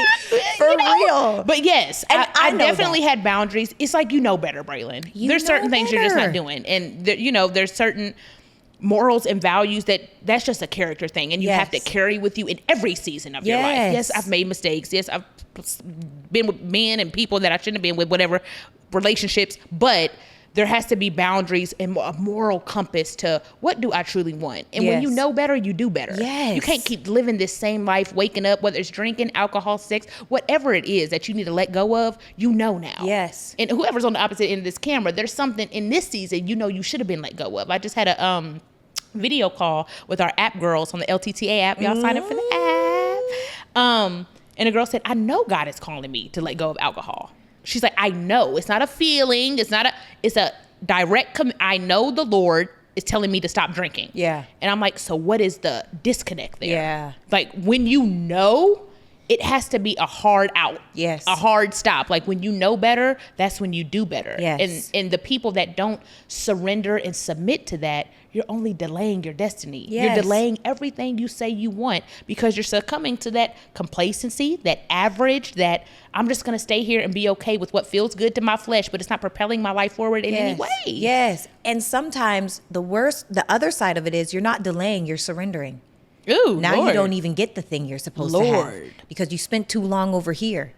If you're always looking for the bigger, better deal, or you're always waiting to take that action, or you're always delaying your purpose, sometimes you don't reach it. And those are the conversations that I have that upset people all the time, because we got to call a spade a spade. You got to call it out. And you have to be honest with what you need to correct so you can actually fix it. You have to be honest with what this truly is. Period. What is this? Period. And that's the thing.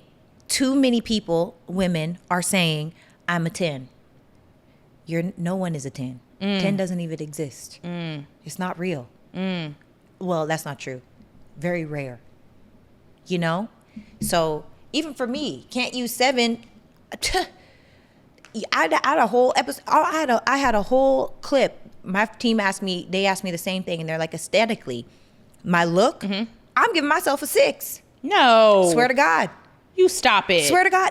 But also, I don't want 6 to make it sound like I think I'm ugly. I don't. Right. I know I'm pretty. I I'm feel bad. very I feel confident. Right. I'm very confident. But I've traveled all over the world. I've been everywhere. And I've seen women that look like... It's insane. No, like, you walk in, you're like how? 5'8". Yeah. Abs, booty, chiseled, tiny little waist, jawline, hair, lashes, brows, beautiful full lips, contour, cheekbones. naturally.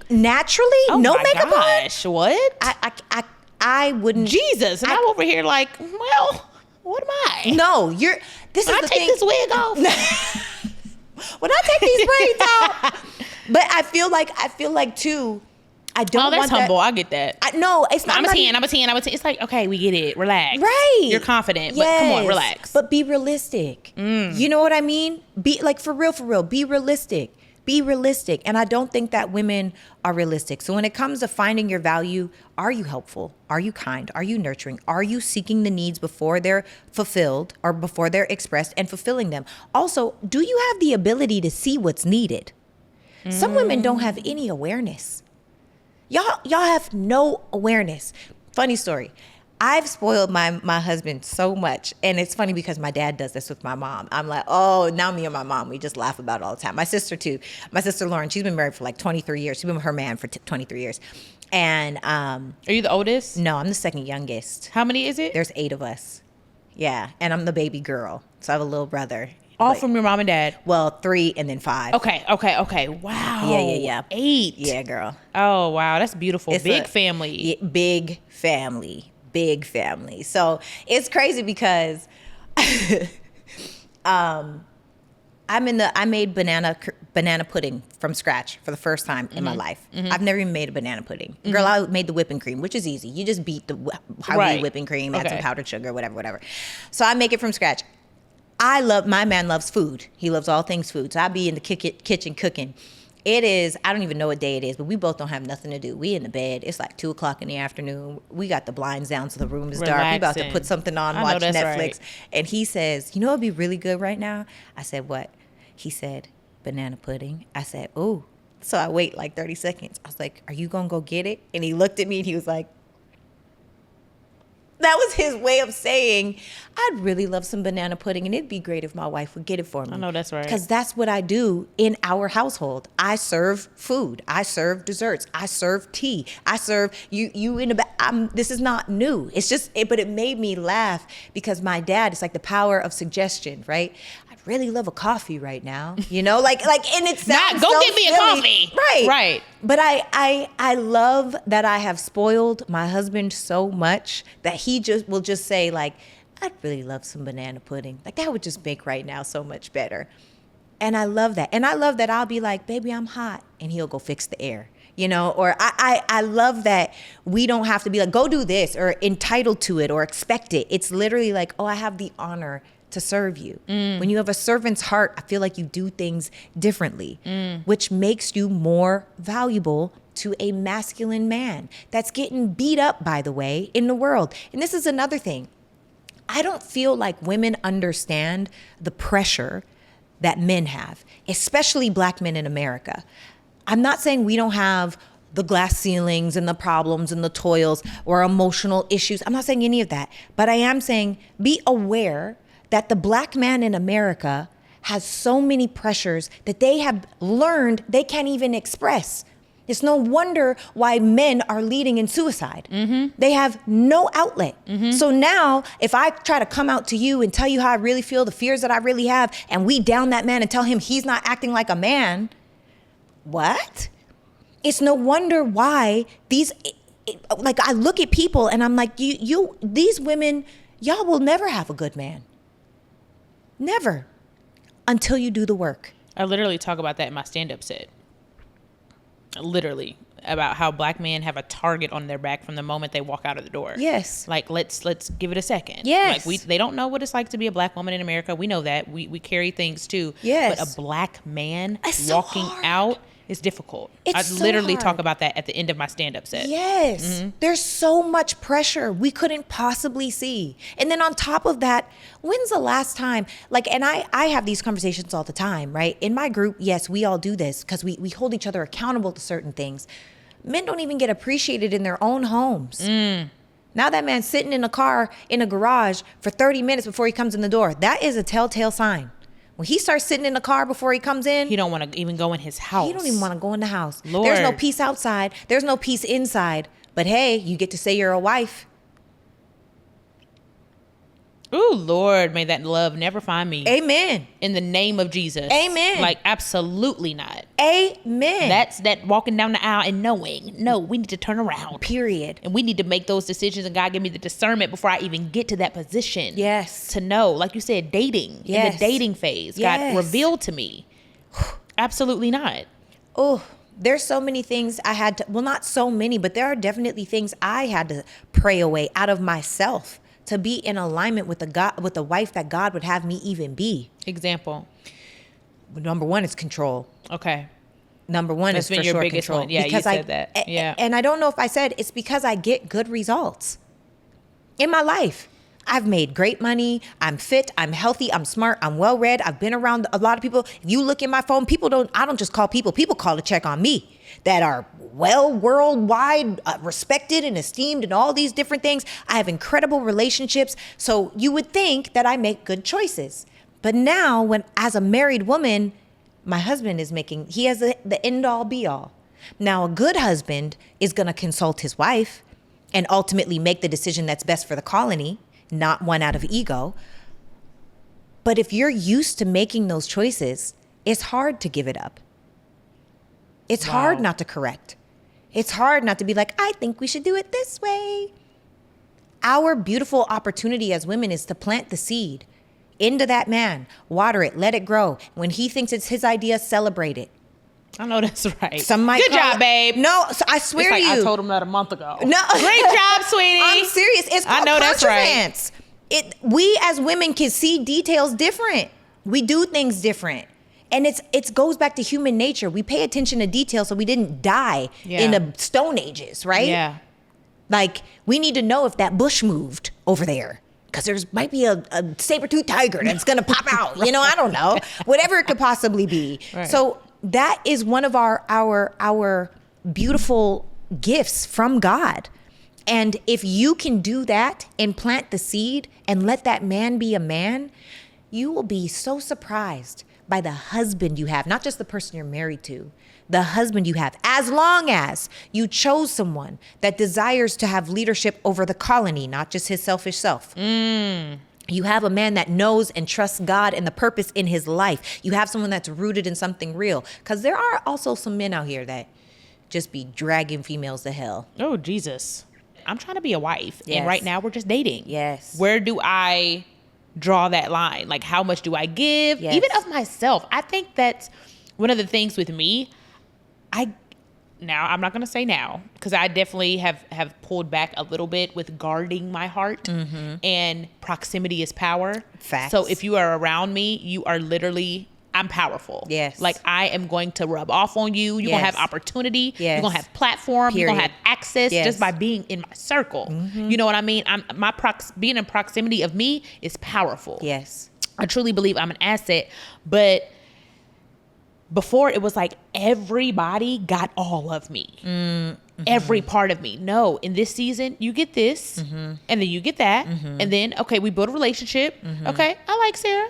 Let me text her a little more. Yes. It's still, you're It's vetting. slow. It's slow. Yes. It's no rush to be like, this is my bestie. Like, Yes. let's build a relationship. Right. Do you like this? Do they like you? Right. I might like somebody, they might not like me. And I'm not just talking about romantically, platonically, right? Yes. So now it's like, to me, you earn my trust. Yes. You earn my relationship. You Yes. earn my access. Yes. Access to me. Everybody ain't in my house. Everybody's not in my business. Everybody's not invited to my panel that I'm on.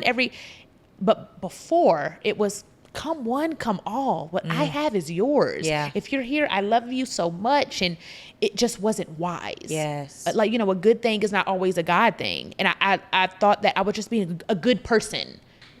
Jesus had boundaries. Jesus said no. That one scripture, I don't know, I'm still reading, y'all. I told you I got to get back in my word. That one scripture, when he got 12 disciples, only 3, y'all 3 can come. Yep. Even the disciples, the friends, the group, y'all got to stay. Yep. But y'all 3, that's wisdom. Yes. So you got 15 homegirls. Okay, I know how she act in environments with high caliber people. Yep. She can't come to this event. At all.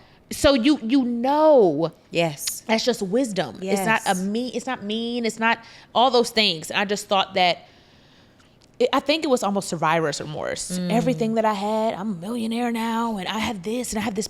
Everybody just come on, and we can all make it, and we can all go. And oh my God, the pulling down of me in that process.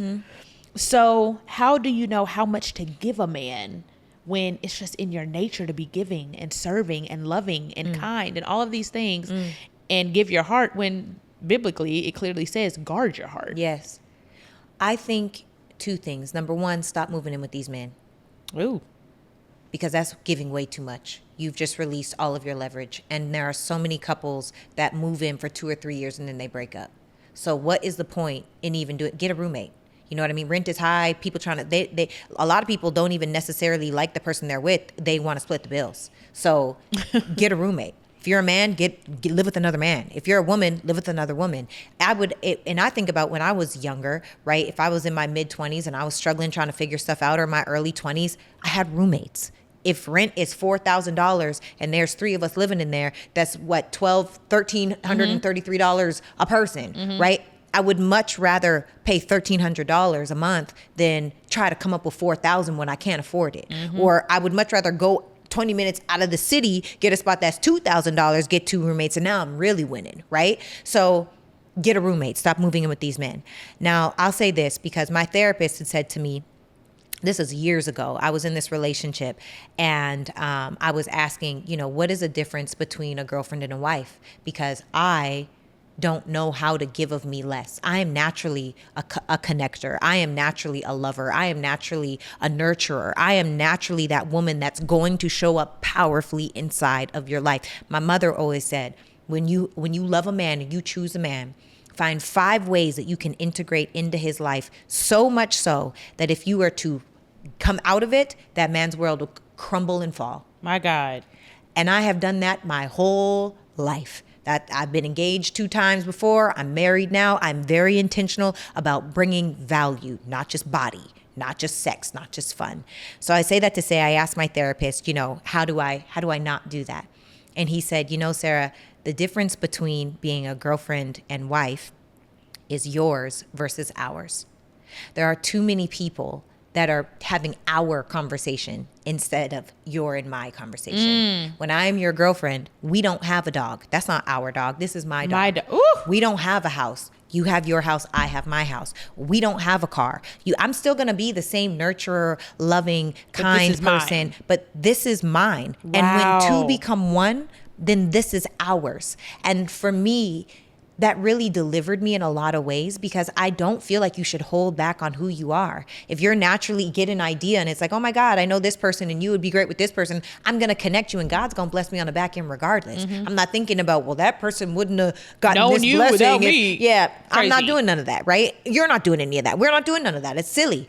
Or if I'm naturally that person that is going to seek a need, I'm going to do that because that's a part of my heart posture. But I'm not going to get lost in the mix of who you are and who we are not, because I'm very clear that my intention is marriage. And when we are married to become one, what's yours and mine now becomes ours. So don't get lost inside of thinking like, well, I don't want to cook for this man. If you cook, cook. If you clean, clean. If you connect, connect. If you love, love. If you massage, massage. Those aren't the things that are going to get you wifed. It's the intangible things. Does that man feel peace when he comes around you? Does he feel respected when he comes around you? Is he inspired to be a better man? That's one thing that my husband now told me forever ago. He even when we were friends, he's like, I never want to play with you. I will not play with you. You make me want to be a better man. And what do I look like messing that up prematurely? Right? So if the man has that, he doesn't fumble that over nothing. And there are some immature men that do fumble, right? But the majority of good men that know who they are, masculine men, they're not doing all of that. So good. Yours versus ours. Yours versus ours. And stop moving in with these men. I ain't never lived with a nigga. I was over there a lot though. Girl. Sleep over. Take your stuff out of that drawer. Right. Now you slowly moving in your stuff. Why you got a whole dresser over there in That's the room? what I'm saying. It's like, relax. Right. Go home. Yes. And also, stop posting these people. Stop posting these people. Everybody don't need to know your business. Because this is the thing. If you've been in a relationship for 2 months, why does everybody need to know you're in a relationship? Because 2 months from now, if you break up with that guy and now you're with a new guy, you're going to have 4 new guys on your page in 1 year? That doesn't look good. And then if you go and archive, you just got to archive stuff. Don't post them. Let that person earn to be on your page. I always said I'm popping out married. I know that's right. I really popped out. I was already married when I posted him, but I was already engaged, but no one knew who I was engaged to. I just posted my hand because I'm not showing y'all certain things. I don't need the validation. So if you're not looking to show people that you've been chosen, it shouldn't be important to post. Because why does it matter to strangers if you have a man or not? I don't understand. It doesn't make any sense. Now, if your social media is all just, your closest people and you're just sharing your life, I mean, I guess technically. Your page is private or whatever. That's okay. But if you're showing the masses, what is it for? And I really feel sad for, Meg Thee Stallion and the whole Klay Thompson thing. Are you familiar? I know a little bit of it. They broke up. I don't know the depths of what was the drama, though. I don't know either of them personally. Yeah. But she posted something about how he doesn't want to be monogamous. She's tired of his mood swings, all these different things. And then everybody took that and ran with he's a cheater. And just because he doesn't want to be monogamous to you does not mean he's cheated. Yeah. It means he might have just had a change in mind. Yeah. Now, that being said, stop posting these men. How many relationships do you need to publicly release to learn? Stop posting these men. It's so normal. That's a culture thing again. That's a problem. Just I have a boyfriend, selfie. No. And when you're truly like, I've gotten to the point where I'm like, I want to protect everything God gives me right now. There's a protection around not allowing outside sources. Maybe you guys witchcraft. Yes. You got people praying on your downfall. You got people that are jealous. You got people that hate you. People that over there with all voodoo and this and that and demonic spirits and all that. I believe in all that. Yes. You letting a whole portal and a whole door open up because you allowed the enemy access. Yes. You don't know who's seeing that. You don't know who's looking at that. You don't know, it's no longer covered in sacred. Yes. Let it be sacred for a second and build your foundation first. Yes. And then, because stuff gonna come with the post. For sure. Comments and opinions and all that stuff. Yes. We already got our solid foundation in real life. This stuff ain't even, yes. it don't even move us. It don't sway us.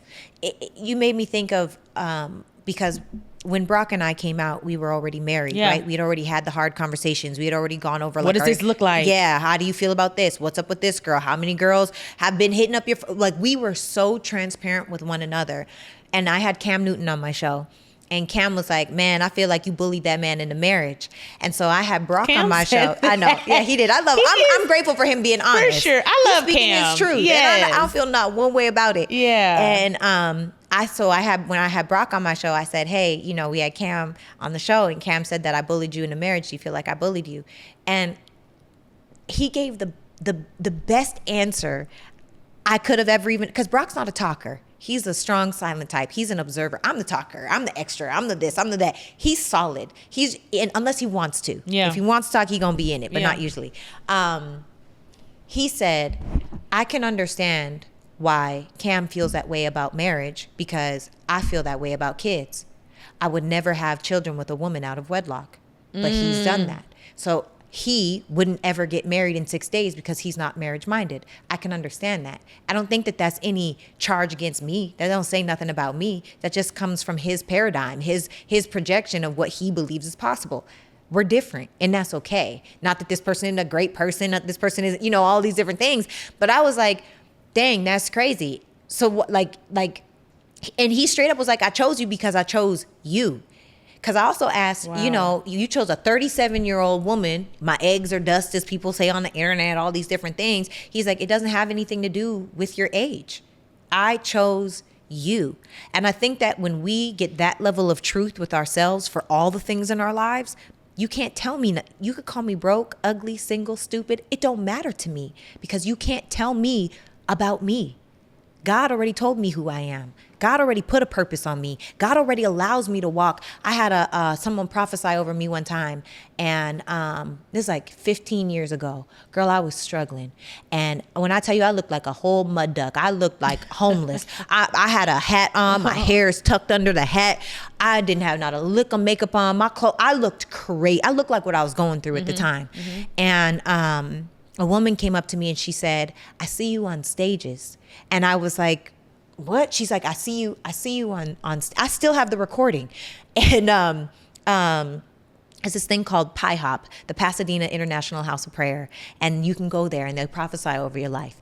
And she said, I see you on stages. I see you walking. I see you doing this. I see the dresses. I see the gowns. At this time, I'm like, girl, You on drugs, okay? I'm just trying to figure out how to pay my low rent, okay? Wow. I'm calling my mom every month, asking her to help me pay my rent. I'm choosing between gas in my car or food in my fridge. Wow. You know, like, I don't come from privilege. I come from love, but I struggled and built every single thing that I have now.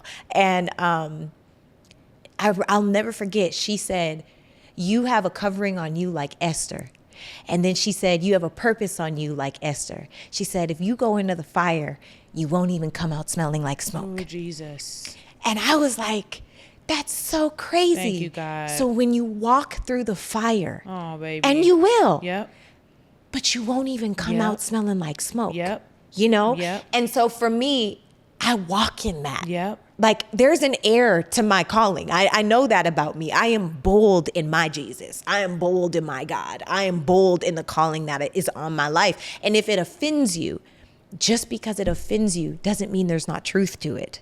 Just because it offends you doesn't mean it's not truthful. And just because it offends you doesn't mean there's not things that you can apply, and vice versa. You know, doesn't mean I'm always right. I'm not always right. Oh my God, I'm not perfect. I'm trying to figure it out.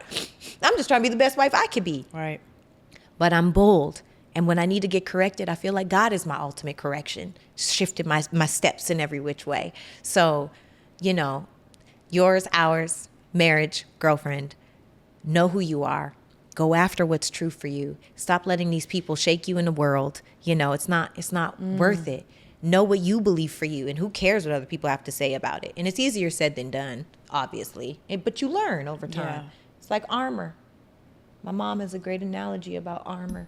I know we over time, so I ain't gonna drag it. But No, give it. my mom, my parent, they're just so special. My mom says, when something happens to you for the first time and it hurts so bad, it's like a torpedo directly hits you in your chest.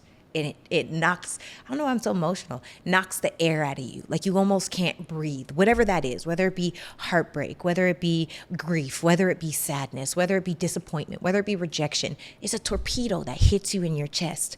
But over time, you learn how to adjust. You get different armor here, different chest plate here, different arm thing here. And that torpedo is almost like a dart. It bounces right off you. Like, oh, okay, it's still a little, ooh, that might have stung a little bit, but it doesn't take you out. Yep. And I feel like when we live in that, I know I'm going to get hit with torpedoes, but I also know they're going to turn into darts. I know I'm going to go through the fire, but I know I'm not going to come out smelling like smoke. Yep. I know when you walk in that, you walk different. I know, and to know is to do. To know and not to do is not to know.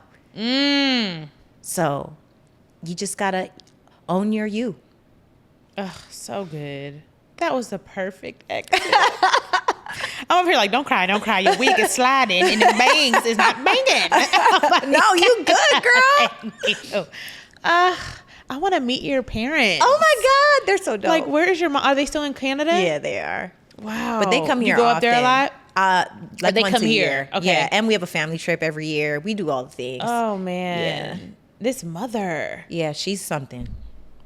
She's incredible. I have to see a picture of her. You got to show me. Yes, she's This mother, she girl. is the most special woman ever. Like, I love my dad, don't get me wrong. My dad is incredible, but I pray that But I just could all be the things she instilled in you, and you still verbalize it and remember it and can articulate it and have those moments of just knowledge and wisdom that Yes. this mother instilled in you. The fact, now looking back, to see my mom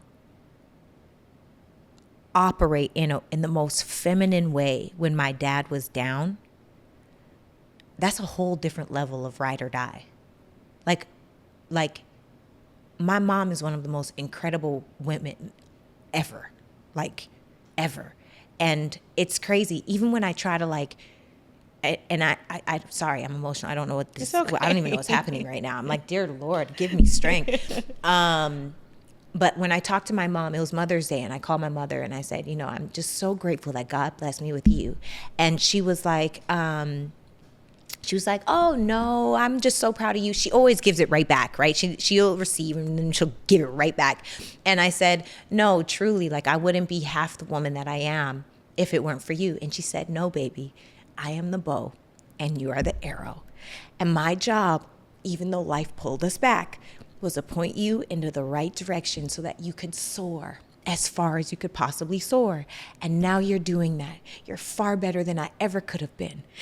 And for me, it's like, here you go again. Like, first of all, just take it. You know what I mean? Like, just take the love. Like, I'm so grateful, but she's so wise. She's like the wise tree in Pocahontas. Literally. Like, literally. And every smile line and her gray hair. My parents both have dreads. They're like Little House on the Prairie. And they're both just so wise. Wise. Even the way she articulates. I mean, just you hearing it through you is just so beautiful. I can only imagine the way she articulates these analogies and these stories and just her experience and her life. And oh my God. Oh, wow. This is on your wedding day? Yeah. Look at you, girl.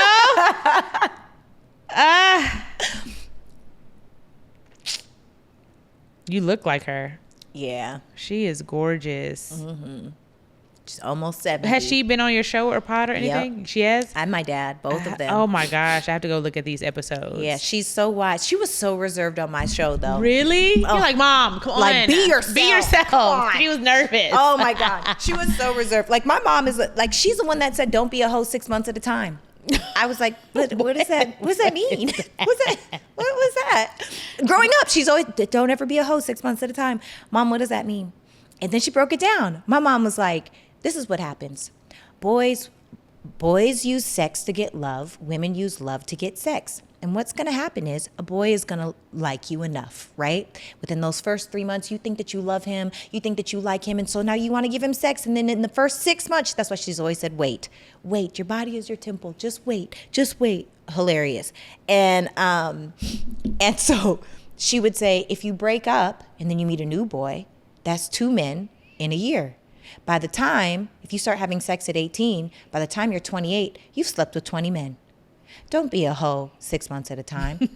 I love that. Well, damn. Okay, Ma. Yeah, like literally, a lot of the stuff I say Wisdom, though. is her. Wisdom, real. Make these men wait. I'm not going to say wait till marriage because I mean, technically I did, but I really didn't. You know what I mean? But make these men earn your body. And culturally, it's just not a thing. It's not. It's not. It doesn't make it right, though. Yeah. I don't believe in that at all. I really, in my heart of hearts, I'm like, women need to see other examples. And I will be that. And y'all could stone me. People got mad when I said what I said about Meg Thee Stallion. I don't know anything about her character, but I don't think that you should be posting all of these men and dragging, because then she kind of dragged them or whatever. And you had that opportunity to be seen as something different from your music. And you chose to be the person in your music. So now, if you have a classy person that chooses you for the first time based on what she's posted on the internet, other classy men might have been like, well, maybe she's not that. But then you did exactly that. So it's not to attack her. I don't know her. I don't know anything about her. But that wasn't a wise move that lowers your wife value if you want to be a wife. Now, if you don't, I'm not talking to you. If you want to live on the side of the, I could do bad all by myself. I don't need no man. Do you, boo? I do not care. Every part of my message is for women that want a high value, high earning masculine man or a high value masculine man. The truth is they have all the options, and it's way harder to find a good, I feel like it's actually, there's less good men out here, and they have all the options. So. Thank you for coming today. I appreciate you. Is there any last words? I mean, I think you said it all to the women. Girl. But if you want to look at that camera right there and just leave a little outro, I'm just so glad to have you here. Your spirit, your love. Thank you. Your joy. Thank you. Your heart, your story with your parents. And I'm like, where is this mama? Yeah. I want to see this mama. Yeah. Like, I want to talk to her. Yes. You know? I'm going to do a whole episode on that. Just mother wounds and the mother I never had, you know, just like, even if you grew up in the house with your mom, a stepmom, a mom, no mom, grandma, all these things, and just talking about how I was raised and the women in my life, I feel like I'm learning how to be feminine at 36. I'm learning how to be a wife and I'm not a wife, but preparing for that. You're a wife from before my you're friends married. and from books and Yes. from conversations like this and from impactful women in my life, because I wasn't, the way your mother raised you was not my story. So it's like, having to learn that as an adult is like, Lord, I got to unlearn everything that I've done or learned, you know, but it's such a blessing that you had a mother like that, just teaching you about love and even the underwear shopping. Yeah. And this is how you show up as a woman, and no, cross your legs Yes. and don't say that. And Yes. you're too loud, sweetie. Yes. Or, you know, like still having this bubbly, boisterous, you know, personality, but knowing when to pull back. It's all balance with anything. Yeah. You know, so it's just a blessing you have that. It's all over you, girl. Thank you. So yeah, I'm like, where does mama at? I want to see this mama. Gotta get her on the show. I gotta go watch this episode. Lord. I'm like, come on to Atlanta. Yay. So I can see you. So yes, any last words? And we'll get out of here. I'm just grateful. Thank you so much. And I love that, you know, you're so open and you're so willing. And I feel like there's so much beauty inside of the learning and on the unlearning. Yeah. You know, and one thing that I've always felt about you, I said it at the beginning, I'm gonna say it at the end. Like, you've always felt like just genuine, pure. And I know you're gonna keep it, because you know it is what it is. 100%. You've never changed. Aw. Like you've never changed. You've only elevated and gotten better, but you've never switched up or been weird or gave weird energy. And you've accomplished so much. So to be so solid as a human, when you've done so much, when you've been exposed to so much, when you've been attacked so much, when you've been loved so much, when you've been hated so much, it's a lot. It's hard not to switch up and get hard. Yeah. So I love where you're at. I love where you're going. And look, I'm unlearning things too. Yeah. Unlearning and learning. Yeah. And I hope that no one takes away from this show that I think I'm perfect. I don't. I'm not saying that at all. I am not. Couples goals, black love, black excellence. I'm just a person committed to another person, and we're just committed to figuring it out together, you know, and that's what real husbands and wives do, in my opinion. So thank you for having me and letting me share my message. Coming. Y'all, I know you enjoyed this. Was a good one, honey. I had fun. I laughed. I learned.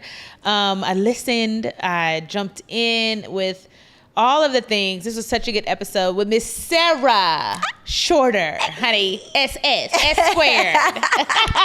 S squared, okay? Period. That ring. I know y'all saw that ring. Zoom in on that camera. I can't wait to let me practice. I'm gonna have mine all over. I'm gonna hit it on the mic. It's like, relax. We know you married.